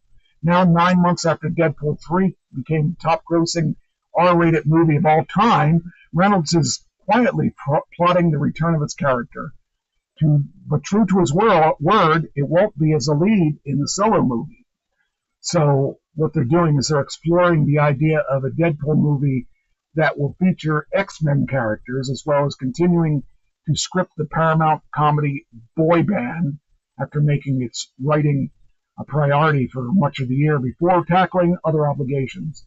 The potential film is separate from potential X-Men movie that Michael Leslie is penning for Marvel. So we're going to probably see Deadpool one last time. Well, again, I should say, not one last time. I don't believe there is one last time. But it'll be interesting. I really like Deadpool, and I think it'll be a pretty interesting movie. So that's the end of the entertainment except for the AC/DC. So do you want to do your segment or do you want to do the AC/DC segment? It's up to you. You choose. Well, we could do the AC/DC, get rid of, unless you're, do you have any entertainment stuff? No. Okay, so we'll do the AC/DC thing. What time do we got here? Oh, we got plenty of time. So we both agreed to watch the AC/DC, Breaking the Band. And I watched, this is the third time I think I've watched it. And every time I watch it, I hear something that I didn't hear the first time. It's really, AC/DC had a weird story. They were It's a sad story. Yes. It shows how abuses, though, really can destroy your band. Because every one of those guys had some kind of abuse that led to either their death or worse. So I really found it interesting, and we'll see what your thoughts are. So Well, you want to start it, or you want me to start it? go ahead. Okay. Their first tour of England. I mean, they're from Australia, so the first tour of England was in '76. The band, I think, started. I forget. Wait, let me look. They started originally in '73 with this band. So, I mean, that's a long time for any band to be together, especially a band like that that had so many. So they started out. The music they were doing originally was blues and Yes. pop, and I found that interesting because when I listen to their music, I don't think of blues and pop there, but I do listen to their music and think of there's a blues. You can hear the blues in their music. Yeah, I like Deadpool. Deadpool is cool. They got a lot of blues influences you can hear, but the vocals and all that stuff do not remind me of blues. And it's interesting that they started out before. They started out with what's his name? Bon Scott. I guess they had a guy before Bon Scott too, didn't they? I'm not sure. I think he was the lead singer whenever they became When they, AC/DC. yeah. He was the lead singer. And he was the guy that liked to overindulge in everything. And that's what it eventually led to his death, and they thought that was it And for he the kept band. saying he was going to die early. Yeah, he did. He did. It's a He did. shame. And they said, well, we can't replace him. They did. They replaced him. And I thought the guy that replaced him, Brian Johnson, took that band. Well, I don't know that he was a better songwriter. I don't think he was a better vocalist. I think he was a better vocalist. He was not into drugs as much as Bon Scott because he's still alive. But they went through a lot of issues, a lot of problems. I thought it was funny because Bon Scott came out originally dressed as a schoolgirl to match the schoolboy thing, and that cracked me up. I didn't know about that. I didn't even catch that the first time that I watched that. But they kept trying to compete with. I think they were before their time, for one thing, because the music they came out with before they hit it big was very poppy. A long time it was poppy, and once they started to establish their own sound, I think that's what really took them to that next level. But that band flew all over the world. But Multiple times. multiple times. I would imagine they're what do you call that? Their mileage is probably in the billions. Well, they said in there that they record 2 months out of the year and tour 10. Yeah. And by the way, the the three members of the band that were brothers, Angus, what were they? Hold on, I forgot the other one's name. Malcolm, Angus, and then there was a third one. Because the third one sat in when Malcolm was going through brain surgery or whatever it was. Yeah. But that was sad. It's so weird because we want our musicians and our actors not to age. You know, to see Angus in that little boy's outfit at 60 or no, he's probably in his mid-70s at this point. It's just crazy when you think about that. But he still has energy. He does. I don't know how he has that much energy.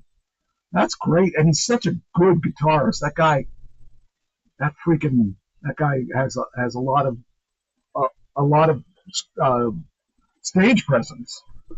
And they had a lot of labels too. They went through Albert, Atlantic, Atco, East Coast, Elektra, Epic, Columbia.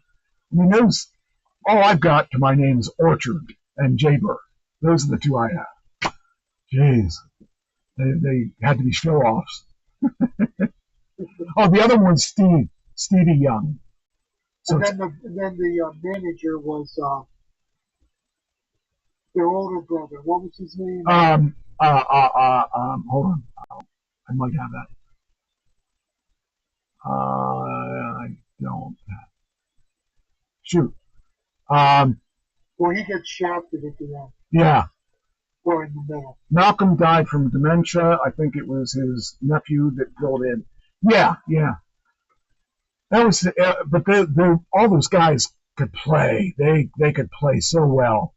I loved what I mean, I didn't like them in the beginning, but it took me a while. Once I realized how cool they were, and how loud they were. They were a loud band.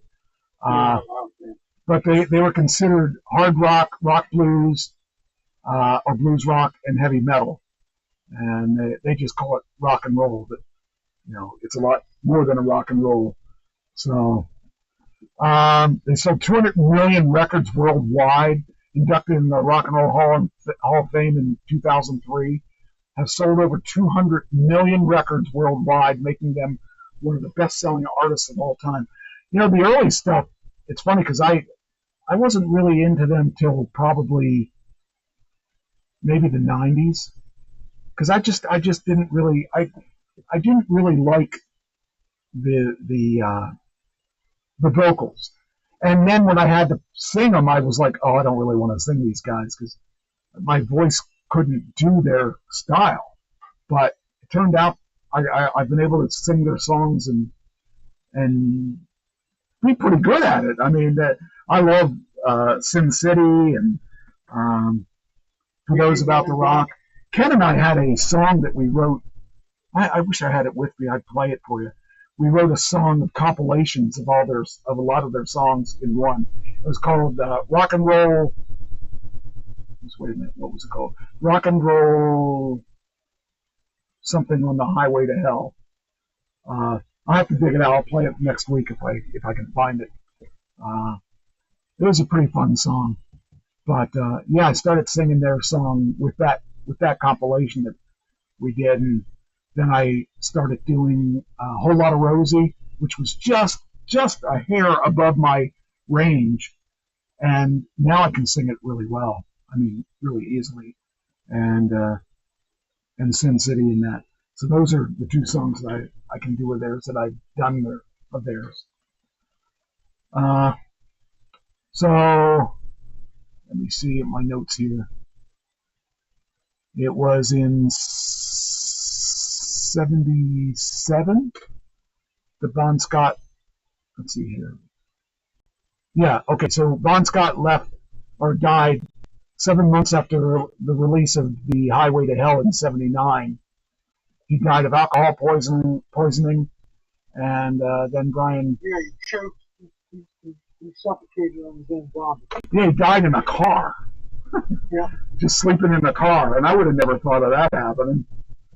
That was sucky. He died on his own vomit, I think they said. Yeah. That's a horrible way to die. If I'm going to die on food, it better be like candy or something that I can at least know that I died on something sweet, like meat. The first album, Back in Black, I didn't know that was the first album either, but that I actually like a lot of the songs on that album now. I just didn't, way back then, I just wasn't really into the real AC/DC sound, but now I think it's awesome.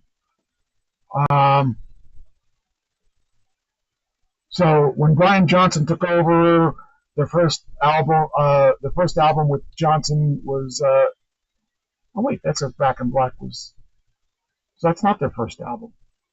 What was their I thought what was their first album? Let's see here. I don't remember. Highway to Hell. No, it was before that. Let There Be Rock, High Voltage. High Voltage was their first album. So, Go lay down. Back in Black was dedicated to Bon Scott's memory. Became the second best-selling album of all time. Their 8th studio album was For Those About to Rock in '81. In '81, I was just getting started in music then. Jeez. That was their 7th album, or 8th album. Jeez. They were 8 years ahead of me. Oh yeah, the other person that they worked with was the producer they had was the same guy that did Def Leppard. Yeah. Can't remember his name.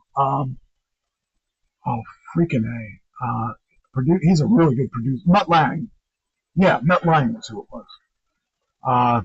I always wanted to work with him. I would have loved to work with him. He did so many good bands. Well, he brought them out of the doldrums because they were going nowhere until he took over. Right. He's a super producer. I mean, that guy, all the bands that he worked with that have made it, they're just awesome. I love it really can, a producer can make or break you. My producer, I loved him. I still talk to him from time to time. I'd like him to work on my next album, but I got to figure out how I'm going to do that. Because he's living on the West Coast now. Maybe I'll send the stuff out and then have him ready for me when I fly out there, and we can spend a couple weeks on the vocals and put out the next album. But the other thing I got to write this down so I don't forget it. There's something else I want to talk to you about music that was really cool. Let me write this down so I don't forget. I'll probably forget it anyway. Okay, there we go. Okay. Anyway, so logo was designed by Gerald Herta. Version, let's see, what else we got?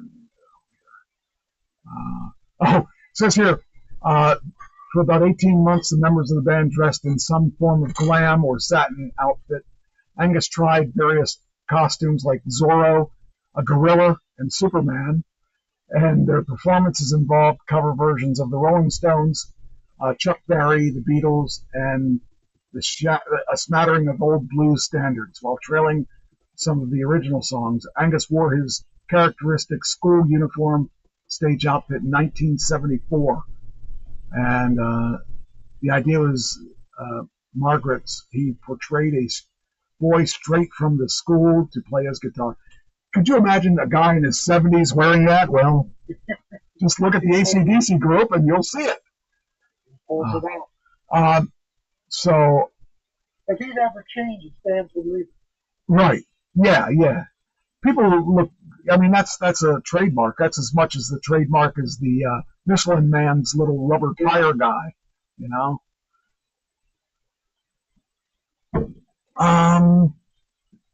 Says here the group had developed a strong live reputation. By mid-1974, it resulted in a supporting slot on Lou Reed's national tour. Could you imagine Lou Reed and AC/DC together? No. that's as crazy as the Monkees touring with Jimi Hendrix, which happened. So Jimi Hendrix opened for the Monkees. That's what I want to talk to you about. Remind me of Jimi Hendrix. I want to talk about Jimi Hendrix. So it says here in November of '74, with the cooperation of George and Harry Vanda, the Young brothers decided to abandon their glam rock image, and instead they pursued a pub rock sound. To this end, they agreed that Evans was no longer a suitable frontman. That's when they released Evans and picked up Bon Scott. What else we got here? How about that the one drummer? He was with him for 3 years, then got released and replaced by the original drummer. And he didn't pick up his sticks for 3 more years. He was so crushed Yeah. that AC/DC replaced him.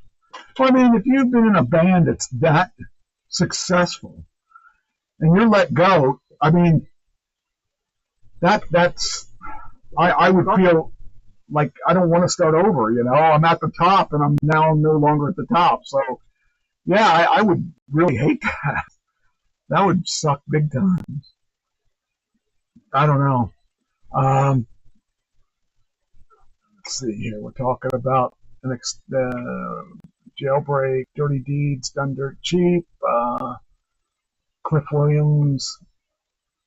Cliff Williams was the bass player in '77. In '77, Mark Evans was fired due to musical differences and personality clashes. Oh, yeah. So you don't want to argue with Angus because You're done. yeah, it was a very much family band, and if you're not one of the members of the family, forget about arguing about things. Let's see here. They experienced country stadium circuit. They were supporting acts like Ted Nugent, Aerosmith, Styx, Kiss, UFO, and Blue Oyster Cult. They headlined with Cheap Trick, and let's see here. Man, talk about a band! I would have loved to have just. I've never seen them in concert other than on TV. I would like to see. I don't know if I would like them for a whole concert though. At some point, you start saying, "Oh, this all sounds the same." Well, yeah, that's the thing about that. Yeah, because like at band practice, the guitarist started playing this one song, and I thought it was. I said, "Oh, that's whatever song I chose," and he said, "Nope, that's not what it is. It's this other song," and I never heard the other song before, but it was the same basic chord progression, and it was really strange. Oh, there it is. Robert John Mutt Lang. Okay. He did that before he did the Def Leppard song, album. But, okay, let's see here. Brian, okay. What else do,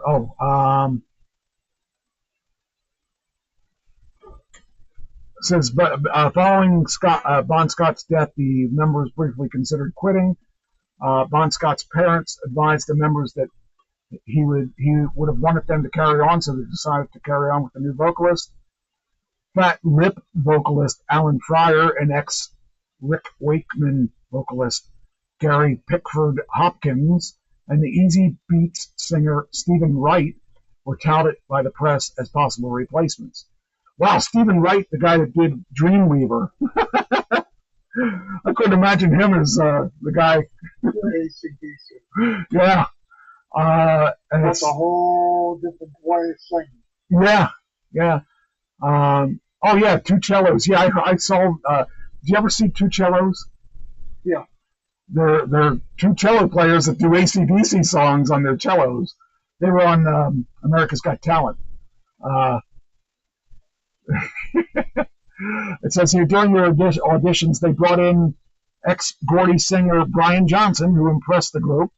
Johnson sang Ike and Tina Turner's Nutbush City Limits, and then Whole Lotta Rosie from Let There Be Rock. After they worked through the rest of the applicants the following days, Johnson returned for a second audition. Man, that would be a lot of pressure.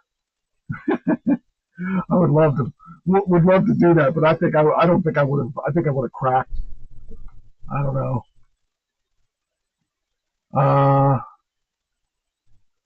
Bill Rudd. We're not only replacing the lead singer, but to be replacing a brother. Yes. Yeah. Yeah, that's. I mean, they went through a lot of weird issues, and then of course the one brother, 2008, was going through dementia. I think it was 2008. Was going through dementia, and they kept him. They basically were teaching him the songs before the. Yeah, I can't imagine you lose all, like your memory gets to the point where you have to teach them before the show and stuff. That would be miserable. But then he died of dementia, and that's just it's funny because the weirdest thing about when I get older, I don't want to lose my mind, you know? My mind has kept me alive, and I definitely don't want to lose my mind. I'd rather lose an arm than lose my mind, you know? But I shouldn't say that too loud because I don't lose my arm either. Let's see here. All right, we got.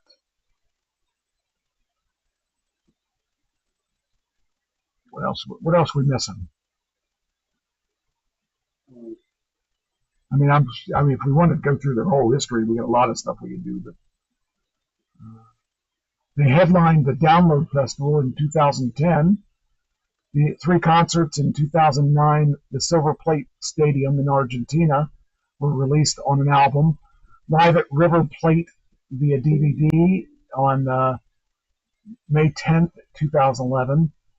A single DVD featuring songs Shoot the Thrill and War Machine were issued on Record Store Day, April 2011.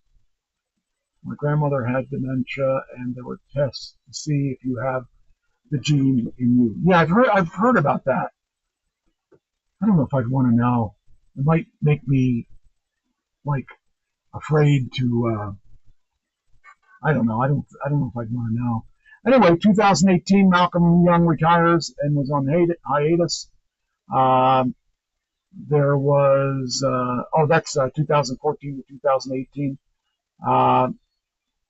In the Rock or Bust World Tour, they performed in Barcelona in 2015. Malcolm became seriously ill in April 2014 and wasn't able to continue performing.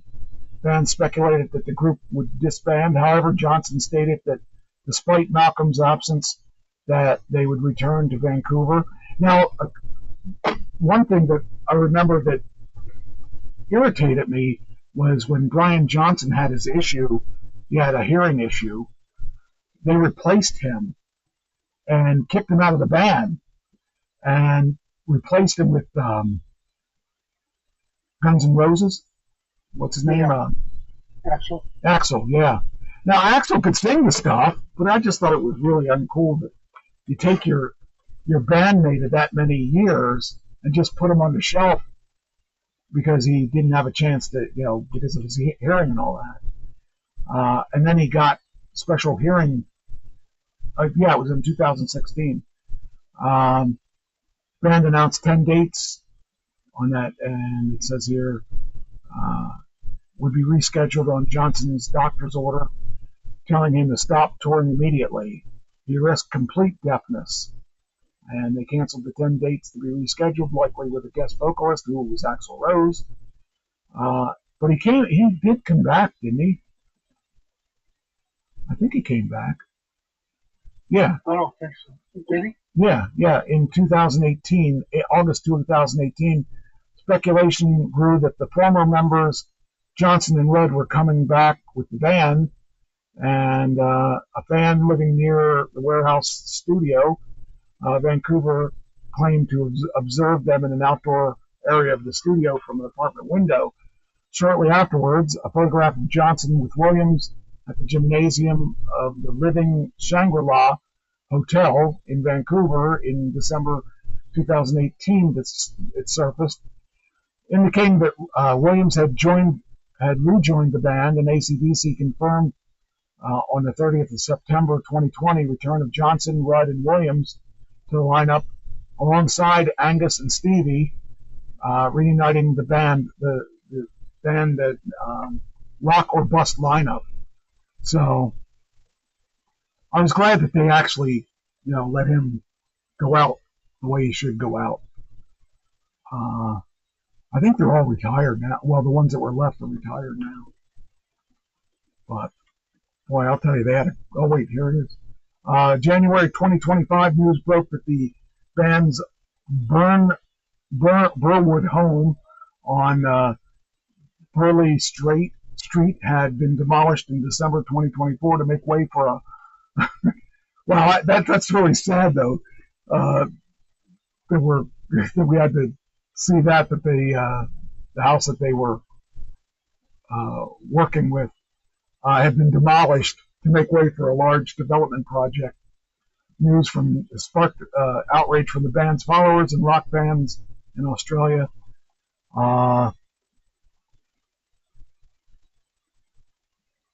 Says here,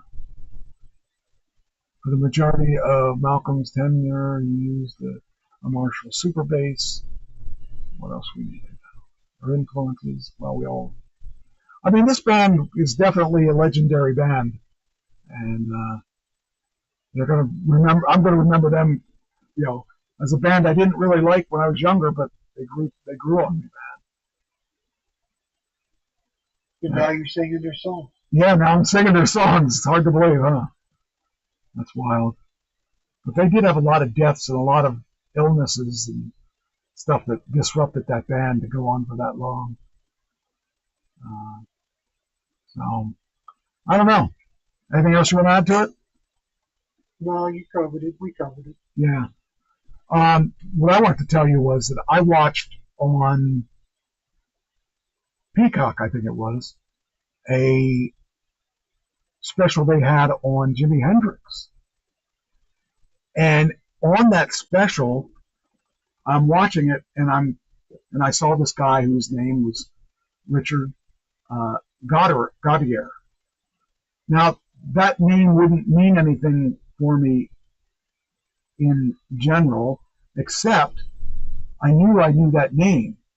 And the reason I knew that name is he is the owner of Orchard Records. Well, I didn't realize that this guy was that famous.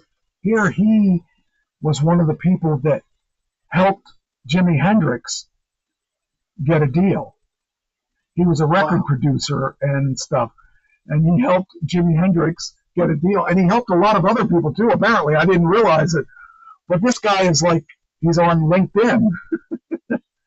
And I had been friends with him for a couple months because I wanted to talk to him. Well, I friended him, I should say, for a couple months. I have not talked to him yet. But this guy is very influential, and he bought my contract from Jaybird Records, and they've treated me fairly well. I mean, the best they could treat me, considering I'm not a big name and all that stuff. But I found out that this guy did a lot of stuff with producing and making bands, and I mean, Jimi Hendrix. Yeah. That Jimi Hendrix special was really interesting too, because Jimi Hendrix was quite a character. He liked to cheat on his women, but it was interesting because he also was a left-handed player. You don't see too many people like that. No. And the guy that played him actually looked a lot like him. He looked pretty cool. But that was a very, very good special. And but anyway, Richard Gaudier is a guy that is actually the owner of the label that I'm on. And I sent him a message saying that I saw a special on Jimi Hendrix, and your name came up, and kind of broke the ice with that, because there's a few things I wanted to ask him, and I figured that would open the door. So we'll see if he answers me. So that's what I wanted to talk about with him. All right, what's your topic? Well,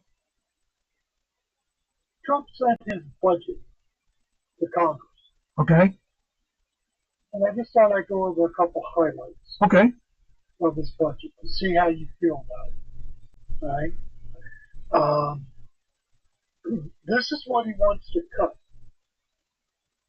He wants to cut the Commerce Department 17%, Education 15%, State and International Programs $50 billion, wow, Energy 9%, 55% from the Environmental Protection Agency, wow, 26% from Health and Human Services, 44% for Housing and Urban Development, 35% from Labor, 24% from NASA, and the Democrats aren't going to go with any of it. oh, okay, wow, that's Now, this is what do you think? Any ideas, any comments? well, I mean, I don't know how much of it is a dog and pony show where I mean, you know that Trump is expecting them to fight over it. Yeah. So that's one thing. I wonder how much that they have saved so far. Not that much. Yeah. Not up to expectation. Yeah. That's what I was thinking too. Although if you listen to, depending who you listen to, he saved a lot or he saved nothing. So I'm not really sure. All I know is that it seems to be that he's going to have to prove that he's been doing the right thing to get his approval rating up. And he's at the lowest approval rating, I think, that any president's been. And Well, it depends on what poll you read. that's true too. I think if he could show where he's winning to people, it would make a big difference. Or not to some people. Some people it doesn't. He could save the world and give us each $1 billion, and there's certain people that just wouldn't be happy regardless. But I would really like to see proof of where his programs are working, because there's probably It's a little early. yeah. A little early to figure out the terms. Yeah, and I just don't. I'm not really sure. People are fickle. What I do like is that he's willing to try things nobody else has tried. He's willing to think outside the box, which everybody has tried to stay within the box. I do like that, but I need to see some action. I need to see that it's. I mean, because like obviously I've seen how bad people are feeling about what, like with the Teslas and stuff, how they're really angry and willing to take it out on Elon. So I would love to see this turn out to be a big win, and that I would like to see him be right, because I would like to see the country actually do better rather than fighting to make it do worse, because that's what's happening.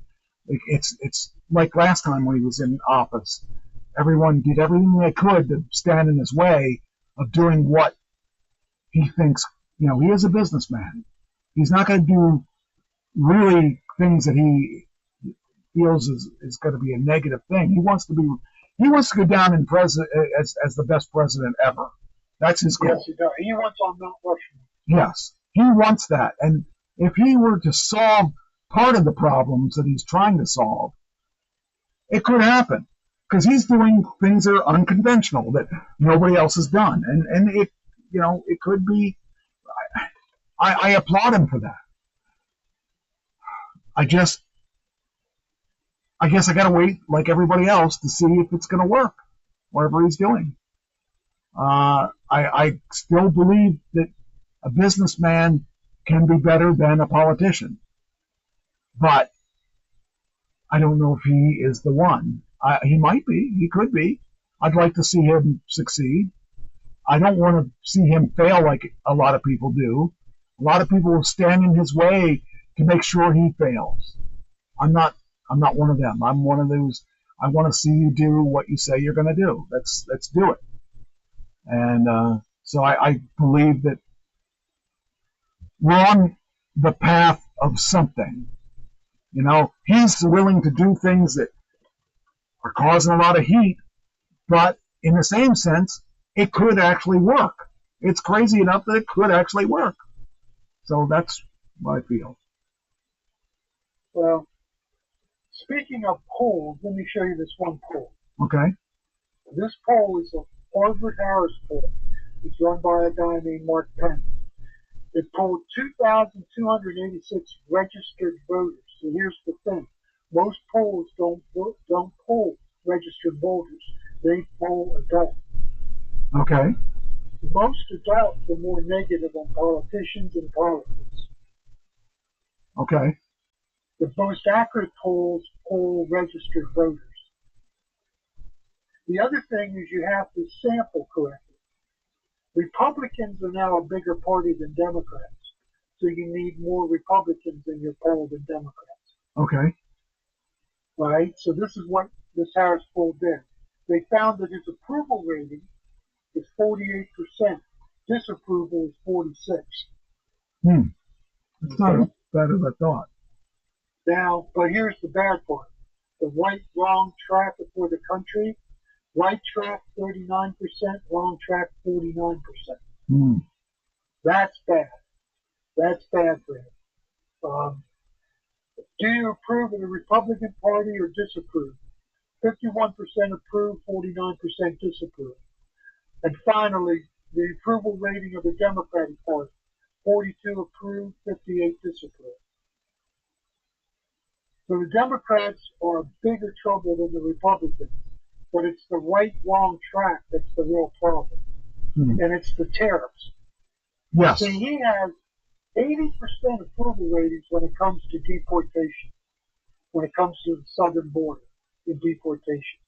It's 80-20 approval. Most of America wants these criminals out. And they're against the courts for stopping them. Okay. Okay? But when it comes to the economy, they want inflation down now. They want eggs to cost less. They want gas to cost less. They want their Fruit Loops to cost less. And that's not happening. And that's not happening. And that's why he's in trouble. Because he's going for long-term gain, but that means short-term pain. Right. And the American people aren't real good at short-term pain. Okay. That's his problem. He has got to start coming through. Now, one good thing that happened is that the S&P is up 28% since the day he started the tariffs. Most of the stocks have recovered. Yeah. Yeah, I think I don't know how your portfolio is doing. Most people are not hurting as bad as they were. Well, let's look at it right now. Here, I'm just going to look at the big one that I have, Tesla. It's down a little bit, but it's up a lot from where the low point was. So I'm actually making money again. So I'm happy with that. See, that's the thing. The Democrats are saying that he's lost $1 trillion. That's not true. He did lose a lot of money. Right. But the stock market's rebounded. Yeah. All right. So if everyone gets their 401k back up to where it was, he's out of a lot of trouble. Yeah. I think the biggest thing. You understand what I mean? there's one of the things that I If the see, stocks have recovered, he's going to be okay. and one of the things that I see is that everybody, when he's in office, he was in office 14 days, and I remember seeing people posting, well, eggs are still this price. And it's like, Right. it doesn't happen overnight. This is a long term. It didn't happen overnight that these prices went up. Some of them did, but it's got to be a long term situation, not an overnight thing. It's got to be if we're walking in the right direction, we're going to get there. We just need to be a little patient because it's cheaper than it was. It's not cheap enough yet, but it's cheaper than it was. So we're headed in the right direction. And I think that people that, he's our president. Whether or not you like him, whether or not you hate him, he is our president. Now, if you just let him do his job and see what happens, the tariff thing was a pretty drastic thing. And it scared a lot of people. It turned a lot of people off. Some people are happy with it. I don't know yet. I believe that the proof is going to be what happens in the next year as far as whether or not we're going to see it be a positive thing. But it's not going to happen tomorrow. And I think a lot of people are using that. Why don't we get a better price on eggs? Why are we still at, what was it? $8 is what it was, and then it was down to $6. And I don't even know what eggs are now. But it's just they want everything now, but they didn't ask for everything now when Biden was in office. Biden wasn't doing that great of a job in my eyes. So I don't know. I think we need to give him a chance because he's going to be in office. So it's nothing we can do right now except see what he does. And I think that he's smart enough that he's not going to burn himself. Because I know he's got a. The first time he was in office, it was more of a kind of a cool thing. This time he's trying to make a difference, and I really see that as a big thing because he doesn't want to fail. Because if he goes down in history and fails, that's the last thing he wants. Well, whatever he's going to do, he better do it fast because the elections are coming up fast. Dude, he's got a year and a half. Yeah. To do what he wants to do before the election, because that'll determine whether Democrats gain control of the House and Senate or the Republicans keep control of the House or Senate. Right. He doesn't have a lot of time. Yeah. That's the problem. You really don't have a year and a half to get your program through. Right. Well, he hit the ground running, though. He hit the ground running. So. But he makes a lot of unforced errors. He's still claiming that he's going to make Canada the 51st. The conservatives in Canada lost because of Trump. Yeah. In the last election.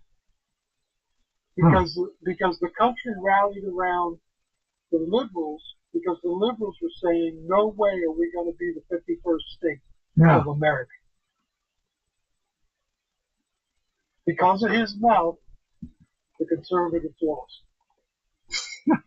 he can't control. And then, do you know how many people he made mad with dressing up like the Pope? Did you hear that? No, I saw it though. But I didn't really read it. I thought that was AI generated. It's AI. Okay. Still, he dressed up like the Pope. Okay, I saw the AI picture. I thought that was probably AI. It was AI. That's crazy. But he authorized it. He posted it, reposted it. And that just made most Catholics in the country really mad. And that's one of the strongest bases, is Catholics, because they're mostly conservative people. Yeah. I don't know. The things he does sometimes.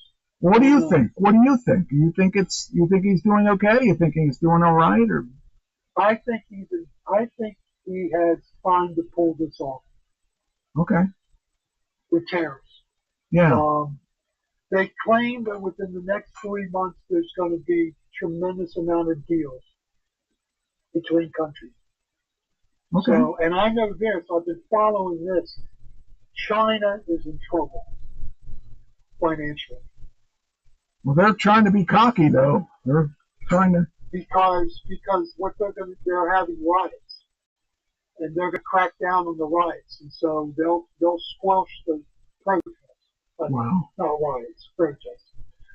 They're going to squelch the protests, but right now, people in China are protesting because they have nowhere to sell their goods. Yeah. Because their biggest country they sell to is the United States. Right. And Well, their docks are jamming up with product. Warehouses are filling up with product, and they're laying off workers. Some workers haven't worked in a month, wow. and they don't make a lot of money to begin with. They live on the edge anyhow, and their working class lives on the edge, Wow. and they're in trouble. Okay. So Trump could win this thing, but Xi, the president of China, premier of China, doesn't want to lose face. So Trump has to back down first. Right. And I don't know if Trump will. Yeah. Trump's not one to back down. No, he's not. Well, So if they can get a deal with China and our Christmas is okay, all will be forgiven. yeah. There's still going to be people that just aren't going to like him regardless of what he does. No, but I mean the average person that voted for him, Right. they'll forgive him for all the pain if our Christmas is okay. Well, hopefully that will be the case. Yep. So, hey, I got one other thing for you. What you got? Israel and the Gaza Strip. Yes. Israel is now going to occupy the entire Gaza Strip. They're moving in militarily. Oh, yeah? And they're going to take it all over. Interesting. And they're going to feed the people themselves instead of having Hamas feed them. Because Hamas steals things. Okay. Hamas steals at least half of the aid that goes into Gaza Strip. Hamas steals for its soldiers. Interesting. Wow. Huh. This could mean a lot more protests in America. Okay. This may ratchet up the protests again. Oh, boy. Oh, boy. I thought we were done with that, but I don't Yeah. think we are. That's wild. So I thought that would brighten your day. I got something that would brighten your day. What's that? On YouTube, there are some videos that I found real interesting. One of them, we talked about how's it pronounced? Houthis? Houthis. Houthis? Okay, so the first video I saw that was really cool was the Somalis. You know how Somalis like to hijack? Yes. Well, they decided they thought that this aircraft carrier was a shipping container carrier. And they decided they were going to try to steal it. What they didn't know was that it was the JFK, or it was one of those carriers that you don't want to mess with. It's got all kinds of firepower on it. And they started coming in around us, trying to surround it like they were going to take it over. And it didn't end well. They were shooting at the carrier and stuff, and they had these helicopters. The U.S., of course, has these helicopters, and these big, and they explained in this video how much firepower this thing has, and it didn't even skip a beat. They just kept going their own way, and these, the ships are always surrounded by these other ships, for their protection. They have an entourage. And let me tell you, it didn't take much of an entourage to wipe the Somalis out. It was really intense. It was like these guys really thought they could they had these, these anti-aircraft guns and stuff like that. And these guys, and the helicopters gave them some warning shots, told them to back off. They wouldn't back off. They shot at them, and they said, okay. And they took them out. And they captured a couple of those guys to make, to make them understand what they got themselves into. But that was a really, really good video. And then I saw another one where they tried to get the one was the Dwight Eisenhower one, and the other one was I think JFK or one of those. And they were trying to. That's when I saw about the Houthis. They had a helicopter that came after them, and it was kind of sad because it was like Hulk Hogan taking on a jobber. I mean, there was no chance that they were even going to come anywhere near it. It just was really funny. Because I mean, you got to think if you're going to be a pirate, I guess be a pirate, but be a little smarter than that. The videos I found really interesting. So, and now I'm watching. It's called Wham Bam Tesla Cam, and it's these people that have their Teslas and they're driving. They either are involved in accidents or they're capturing accidents or strange things on their cameras, and how the rage is real. There are people that just absolutely hate Tesla. And some of these guys are scammers. They go up and they run into you, and then they pull in front of you and let you ram them for insurance money. And I got to see a couple of those in action. And a lot of the times the Teslas do not run into them because they got the full self-driving and all that stuff, and do evasive maneuvers and stuff. But it's really crazy what some of the people try to do to get insurance money and stuff. So anyway, you have two dogs, right? You drive your car? What's that? You scared to drive your car? A little bit, because there are so many crazy people out there. And right now I couldn't anyway because my car is tied to my phone and I have no phone number. So right now I do have a card that I can drive it with, but I don't want to drive without my phone. Anyway, you have two dogs, right? I have two dogs. What are their names? Franny and Nellie. All right. Do you think they're within the most popular dog names in your state? Probably not. I will tell you that I have two dogs also, and one of my dogs is in the top 10 or in the top 100 names of dogs in. So here we go. Let's see if yours is in it.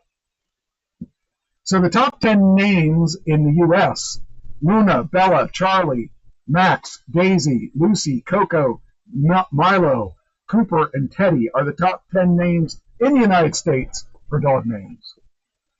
My dogs are none of those names, and yours are none of those names either. Yep, that's right. But down here is the top 100 names in the U.S. And I have number 35, Winston. Winston, there you go. And what were yours dogs? What's the first one? Nellie, and Franny. Nellie and Franny. Let me look here.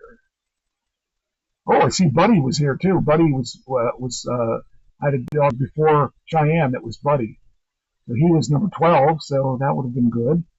Let's see. Nellie, and what's the other one? Nellie and what? Franny. And Franny. We do not have a Nellie. My daughter's German Shepherd is in there. What's your dog? What's he? Zeus, number 55. Ah, okay. Looks like your dogs do not. Poor Cheyenne's not in here either. Nope. Nellie is not there, and so yours are. I see my sister. 91, Maya, and Zeus. They're my daughter's dogs. Well, here's my sister. I mean, my actual sister is in here. Let's see here. Let me turn this a little bit more. Need my camera to turn a little bit more because I keep going out of frame. There we go. Now I'm in frame. Okay. So my dogs did not make it, except my one dog, Winston, made it. Now, you're in Ohio, so let's see if we can do. Oh, here are the top 3 in every state. So let's pick your Ohio, and we'll pick my Pennsylvania. I know mine's not any of them, so it doesn't really matter. But Bella, Luna, and Charlie is yours, and Bella, Luna, and Lucy is mine. So there's a lot of Lucys out, or a lot of Bellas in here, as you can see. Yeah. So Luna's pretty popular too, apparently. But in Missouri, Buddy would have had a chance. Would have been number 2. And I just found this just kind of funny and interesting. Says here. Number 1 in a lot of them. Yeah. Says here, states with similar taste in dog names with a theme. Here are a few of the findings. Neighboring states, Connecticut and Massachusetts, are kindred spirits with the same top 3 names: Luna, Bella, Daisy. Maryland and New York share similarities with the same 3: Bella, Luna, and Milo. It seems like Bella and Luna. There's a lot of Bellas and Lunas out there. Down south, Bella, Luna, and Max are the top 3. Buddy, which no longer makes the nationwide top 10, is in 3 states. It's top 3 in 5 states: Washington, South Dakota, Missouri, Idaho, and Hawaii. Of the top 100 names, 66 don't appear on the top 3 list of any state. Spelling variations appear more than once in the top 100, with Zoe as number 39, Zoe with a Y, Zoe without a Y is number 73, Remy number 90, Remy with a Y is 95, Lily 26, Lily with 2 L's 89. Food names remain popular. Pepper is 47, Oreo is 59, Honey is 70, Ginger 71, Olive 75, Cookie 77, Moki 81, Peanut 82, but only appear in the top 3 for 2 states. Taffy ties for number 2 in Montana, and Honey places in second in North Dakota. The 3 flower names to make the list: Daisy, Lily, and Poppy. Only Daisy is in the top 3 on state level of 10 states. So I just kind of thought that was a fun little thing. That I like when I find things like that. They're just a little different, especially since we talk about so much stuff that happens, that is serious. So it's nice not to do serious stuff. Ireland fines TikTok $600 million for sending end-user data to China. So I guess that is real. It's interesting to see, of all places, Ireland to make a big fuss. I would have thought that wouldn't have been an issue. But $600 million for sending end-user data. The fine comes after a 4-year investigation that found video sharing platform transfers of user data to China violated end-user data privacy laws and lacked sufficient transparency. Ireland data watchdog, the end-user lead regulator for TikTok, ordered the company to fix the issues within 6 months. TikTok plans to appeal, arguing recent security improvements were overlooked. So, yeah, I guess I don't know how that pertains to anything, but I mean, that's what we're complaining about too, I would imagine. That's exactly what we're complaining about. The tariff loophole expires. The U.S. ended a de minimis tariff exemption for packages from China and Hong Kong yesterday, which allowed duty-free for shipments and goods valued under $800. The so-called loophole was widely used by overseas online resellers like Shine and Temu to offer cheap products directly to American consumers. The minimus exemption has existed since 1938, with its threshold adjusted periodically over time. The recent change came in 2016 when the limit was raised from 200 to 800, allowing more packages to qualify for the perk. With that exception gone now, the low-value packages from China and Hong Kong are subject to new tariffs, some as high as 145%. Prices on many imported goods are expected to rise, with retailers adding tariff surcharges or shifting their business models. Temu announced it stopped shipping products from China and will only display products shipped from its U.S. warehouses. So that's kind of interesting.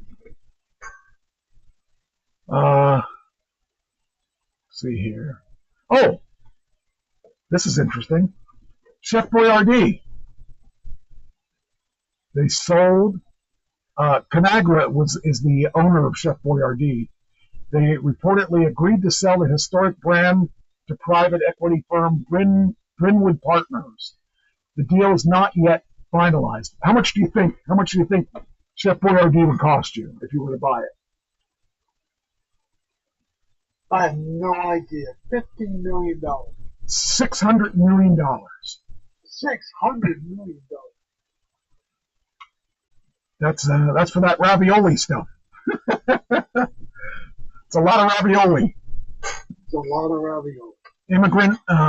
Italian immigrant Ettore Hector Boiardi launched a pasta series, the pasta sauce, with his brothers in 1928 after running a popular restaurant in Cleveland. The brand played a key role in introducing Italian food to the U.S., challenging the preeminence of French cuisine. Chef Boyardee was once the U.S.'s #1 importer of Parmesan cheese. At the company's height, its Pennsylvania factory produced, guess how many cans a day? A day. I have no idea. 250,000 cans a day. A day. A day. That means more than 1 million a week. That's a lot of pasta. That's a lot of pasta. Just Conagra, which bought Chef Boyardee in 2000, is shedding the brand to focus on its frozen food and snack portfolio, including protein-heavy Slim Jim meats. Amid slowing sales, the company recently launched a GLP-1 friendly label to market the products to customers using weight loss drugs. So I found that interesting. All right, what's the next thing here?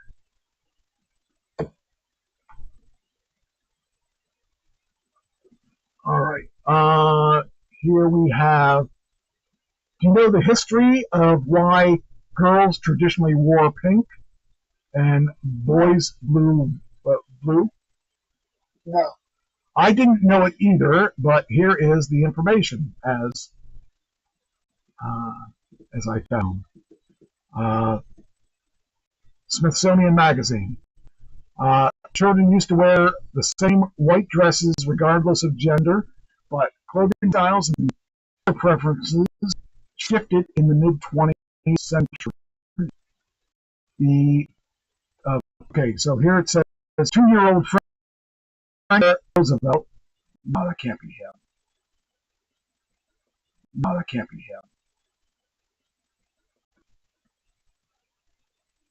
Oh, that's a baby girl. That's just a baby. I was going to say, boy, he got some strange hair. Anyway, firmly on the stool, his skirt spread smoothly over his ensemble. Fashionable look for young transition trousers. Becoming of age tradition known as breeching. In dresses. In time, a gender-related fashion trend gained traction in the U.S. and UK, namely the association between boys and the blue and pink. Why have the children's clothing styles changed so dramatically? And how did we end up with these two compelling color camps? So, it's really a story of what happened to Nutri.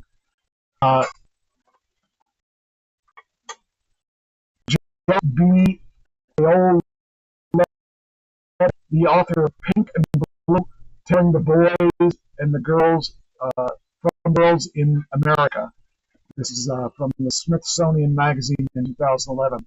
What was once a matter of practicality, you dress your baby in white dresses and diapers, and white cotton bleached, became a matter of, oh my God, if I dress my baby in the wrong, they'll pervert it. So the march towards gender-specific clothing was neither linear nor rapid. Pink and blue, along with other pastels, emerged as popular colors for babies in the mid-1900th century. But it took time for their status as to be confirmed. Blue and pink, boys from Girls in America, dress historian Joe Paoletti looked at the advertising catalogs, dolls, baby books, mommy blogs, and discussion forums, and other popular media to examine the surprising shifts in attitudes towards color as the mark of gender in American children's clothing. For example, 1918, a trade publication called the Department reported that the generally accepted rule is pink for the boy, blue for the girl. The reason that pink became a decided and stronger color is more suited for the boy, while blue is a more delicate and dainty and prettier for the girl, according to Paoletti. Other sources said blue was flattering for the blondes and brunettes, or blue is the blue-eyed, was for brown-eyed babies. In 1927, Time magazine printed a chart showing appropriate colors for boys and girls in the view of lending the U.S. department stores in bulk in 2018. Even though you used the shade to make it pink, it was associated with blue. I didn't know any of this, by the way. 19. This is a shirt. I wouldn't have done that either. Unless it was Liberace, I would have said that would be good. Yes, I would think that would be a Liberace shirt. But I will tell you this, being in rock music, a lot of times, if you look at the pictures of the clothes that they wear, I mean, like the belts I wear are usually women's belts. Why? Because guys are wearing belts.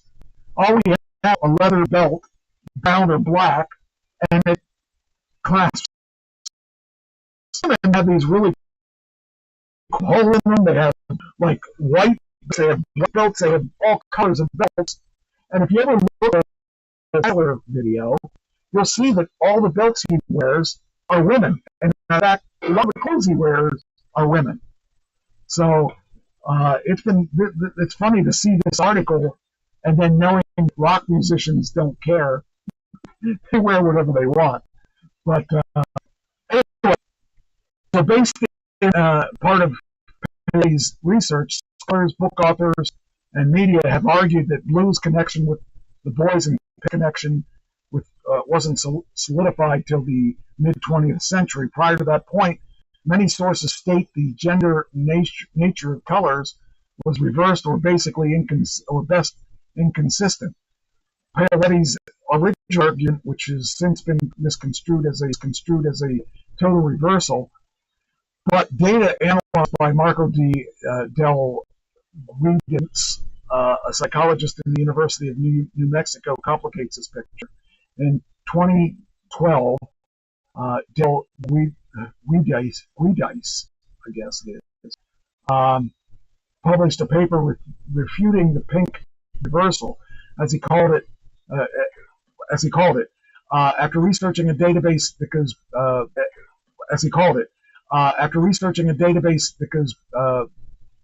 more than 5 million books published in examples of the standard blue for boys, pink for girls association, but virtually none of the reverse.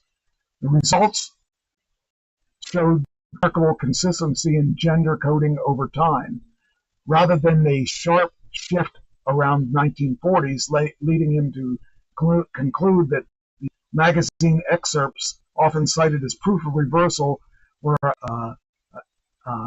anomalies. Yes, not indicators of widespread trends. Interestingly, follow-up analysis of figures in magazines published between 1881 and 1930 yielded results more in line with Paoletti's findings. He recorded 35 instances of standard color coding and 28 instances of the reverse, much closer than seen in books published around this time. Pink-blue gender coding showed a certain degree of inconsistency, though not a reversal between the 19th and 20th centuries. However, he extended the inconsistency is still unclear as to the different sources of the dramatic different pictures. So, just kind of found it interesting. Now we got the rise of unisex clothing and guys, I remember how we got the rise of unisex clothing and guys, I remember shirts. And I saw when I was working at the last company that I was with, guys would wear pink shirts. And I thought, that's odd. Why are you wearing a pink shirt? That's against everything man book, you know. But now it's common to see guys wear pink shirts. Yeah. So I don't know. I don't really care. I mean, but back then I wouldn't have worn a pink shirt if you paid me. But now I don't care. So I just found that interesting. Let's see here. We talked about YouTube 20 years ago, right? Yeah, we did that last week. Okay. All right. You know the history of the bunny? Oh, well, that's another weird, because here we're talking about, Easter being a religious holiday, but where did the bunny come from? And I kind of wondered that myself. It says here there's no religious explanation as to why we associate bunnies with Easter, the holiday celebration, the resurrection of Jesus Christ. Still, the holiday mascot, the Easter bunny, has been around for centuries and is as popular as ever. The symbol can be traced to the Osterhaus, a story among the Germanic people of Europe.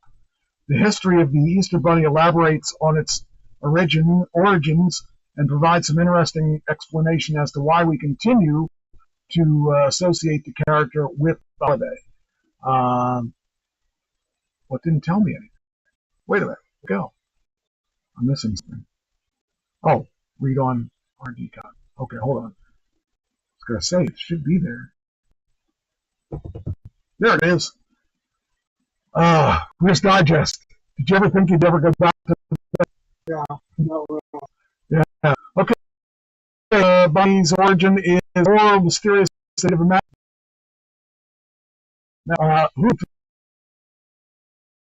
Thumper and Peter Cottontail. Famous bunnies may not be known, but they're beloved characters from classic cartoons, movies, and literature. But did you ever wonder how the famous commemorating the resurrection of Jesus? Turns out the Easter Bunny or story is a bit mysterious, but it may have something to do with the spring season. So, here we go. There isn't any historical documentation about how the very face of Easter. However, the most obvious connection is the Easter Bunny origin story may be the calendar.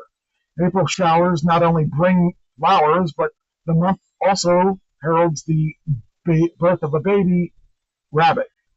Both springtime and bunnies are iconically symbolic of birth and the arrival of spring, because they are so prolific. Birth the warms.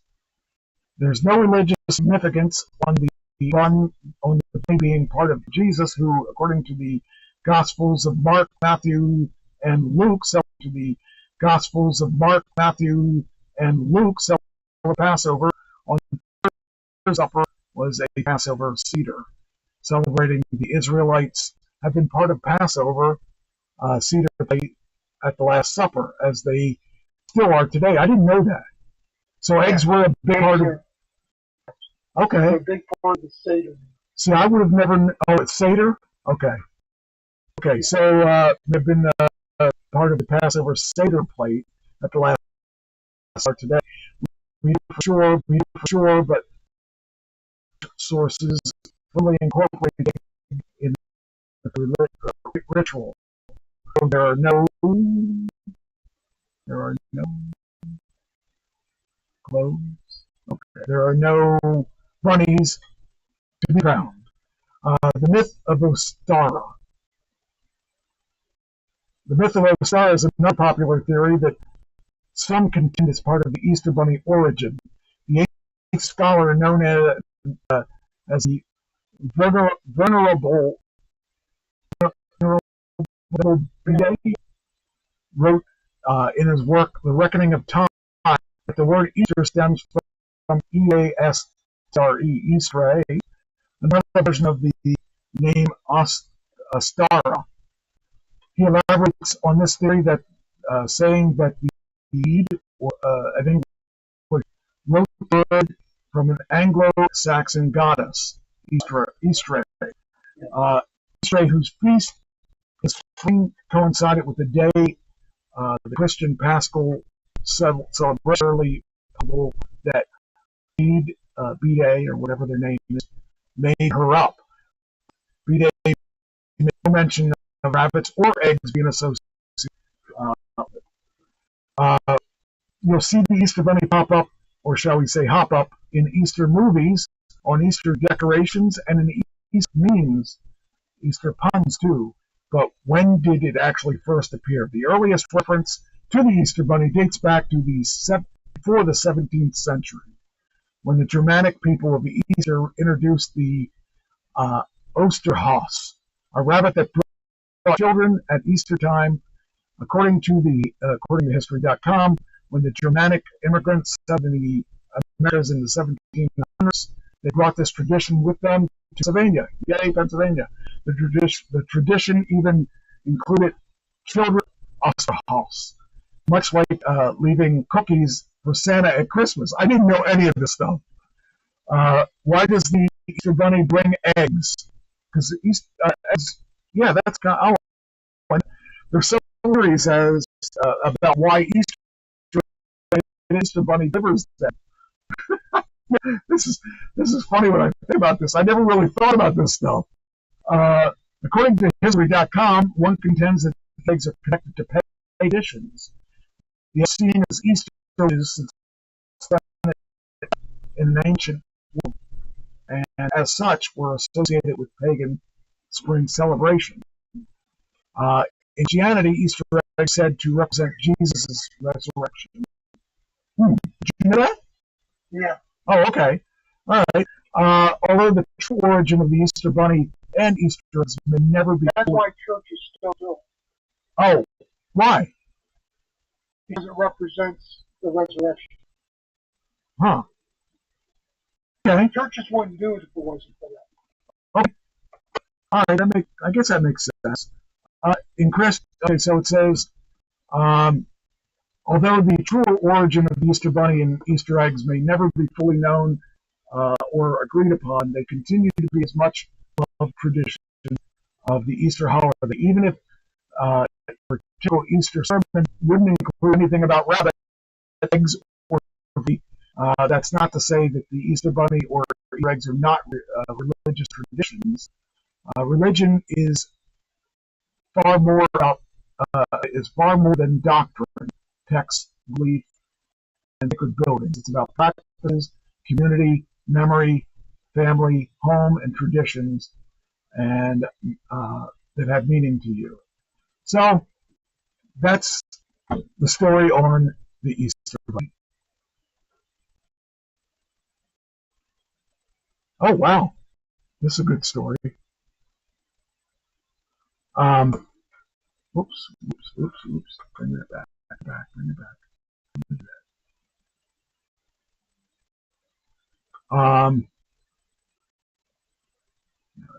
This. Okay. 10 going to become the graduate of California. That's pretty cool. 10-year-old. Man, I thought, well, yeah. 10-year-old to become the youngest graduate of in California with 2 degrees. Push the button. There we go.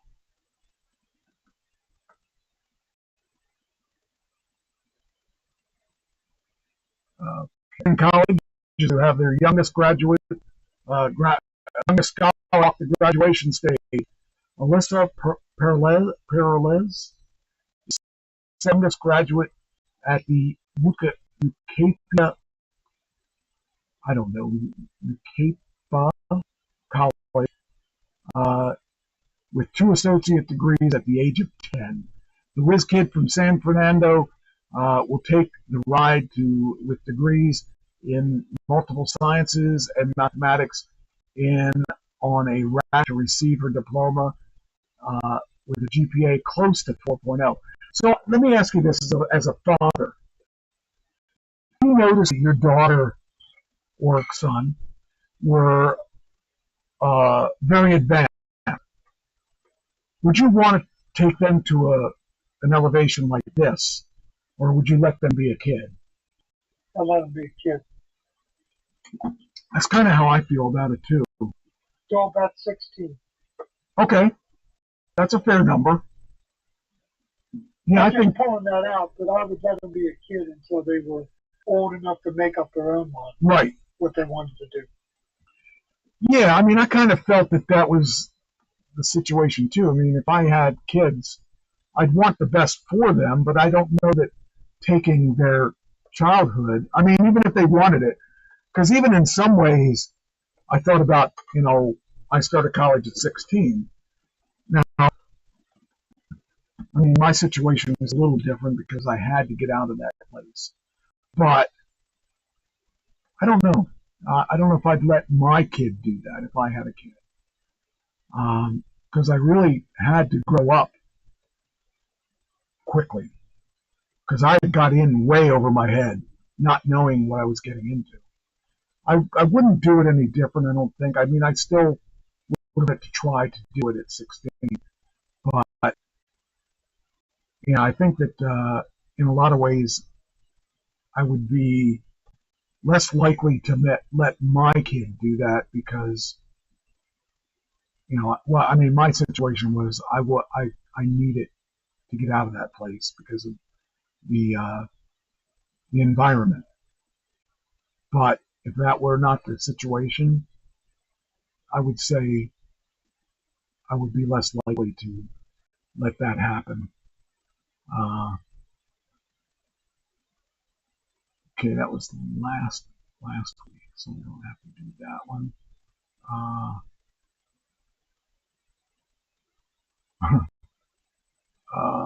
I thought we did this. Did we do one about a waitress winning $10 million in a lottery? And then our life was destroyed? Yeah, I think we did that, didn't we? Yeah, we did that. I don't know why it's still in here. I seem to remember doing that. Because some of these things. A truck driver gave her a tip. Yeah. I think that's the same one. There was also for last week a shooting in Florida State. We didn't have enough time to do it. 2 people were killed, 6 others were wounded at Florida State University, Tallahassee community campus after a student identified as the son of the sheriff. Did we talk about that one? Yeah, we talked about I thought we did. Okay, I thought we talked about that one. I don't know why it didn't get deleted. Because that sounded familiar. Do you know how the town of Truth or Consequences got its name? No. Okay. Let's move that one. All right. I always thought that was a long name to put on your envelope if you had to mail something. Okay. Hot Springs, Millionaires, and a Strange Name. Mexico's Truth or Consequences is a town of contrasts. Originally called Hot Springs, the town named itself after a popular game show in 19 joke. But the new name stop that.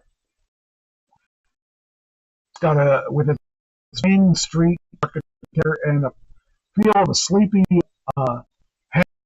Truth or Consequences, New Mexico stand in for many towns in meets.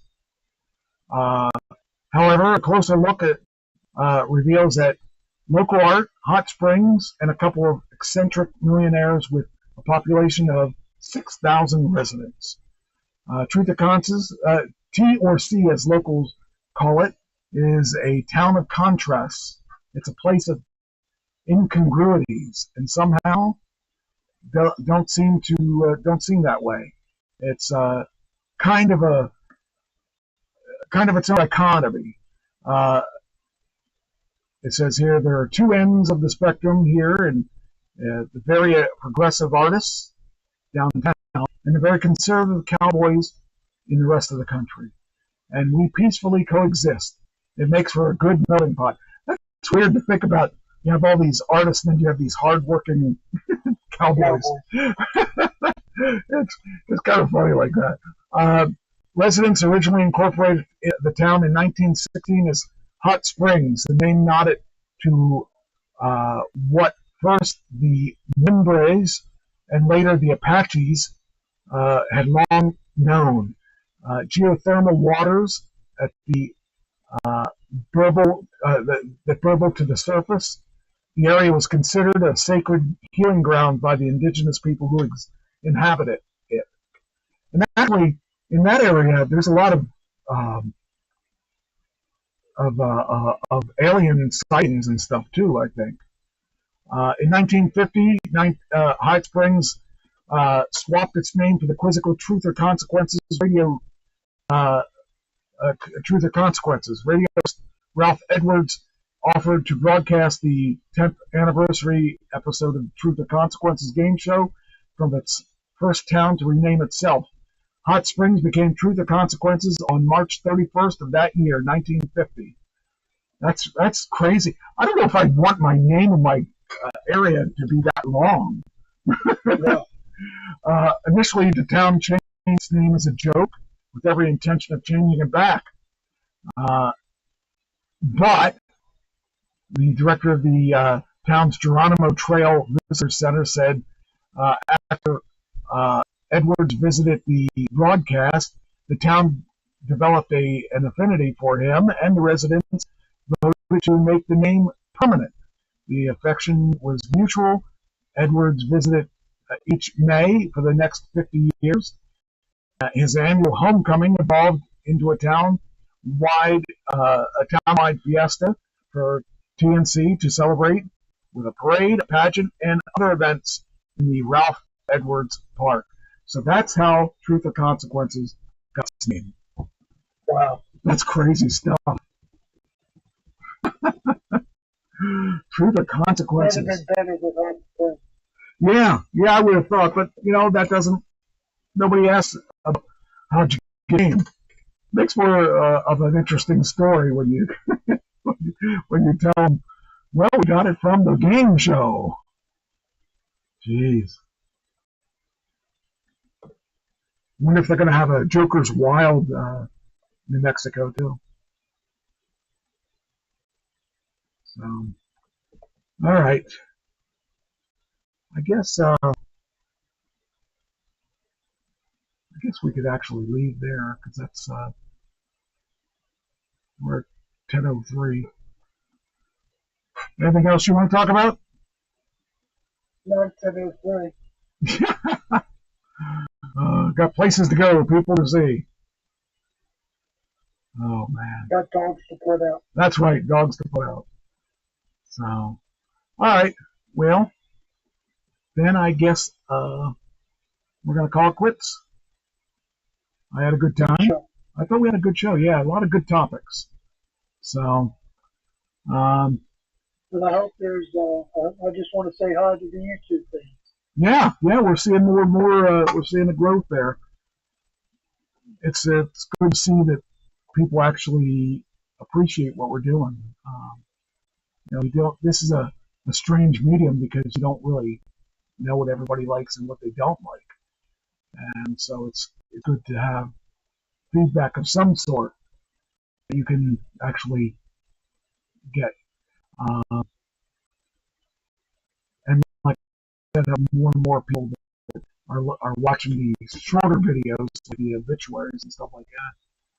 So I think what I'll probably want to do is figure out some of the topics that are hot topics. And, you know, that's without any description other than Trash Talking Radio. I'd like to sit down and write the topics down and add some topics to each one of the descriptions because, you know, some of the shows are about truth and consequences, and other shows are about boys wearing pink and girls wearing blue.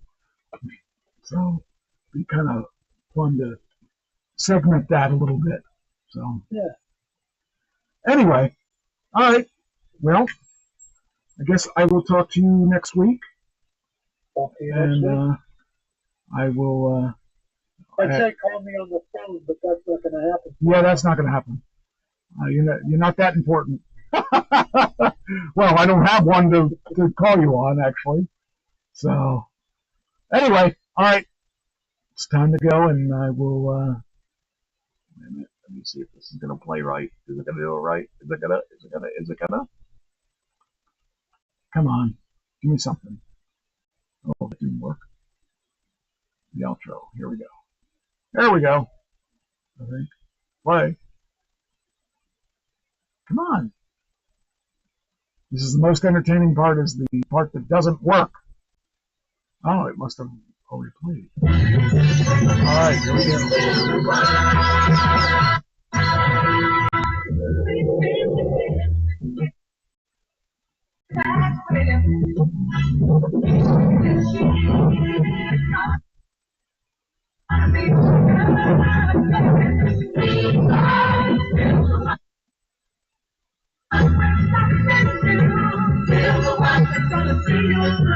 You're still having fun.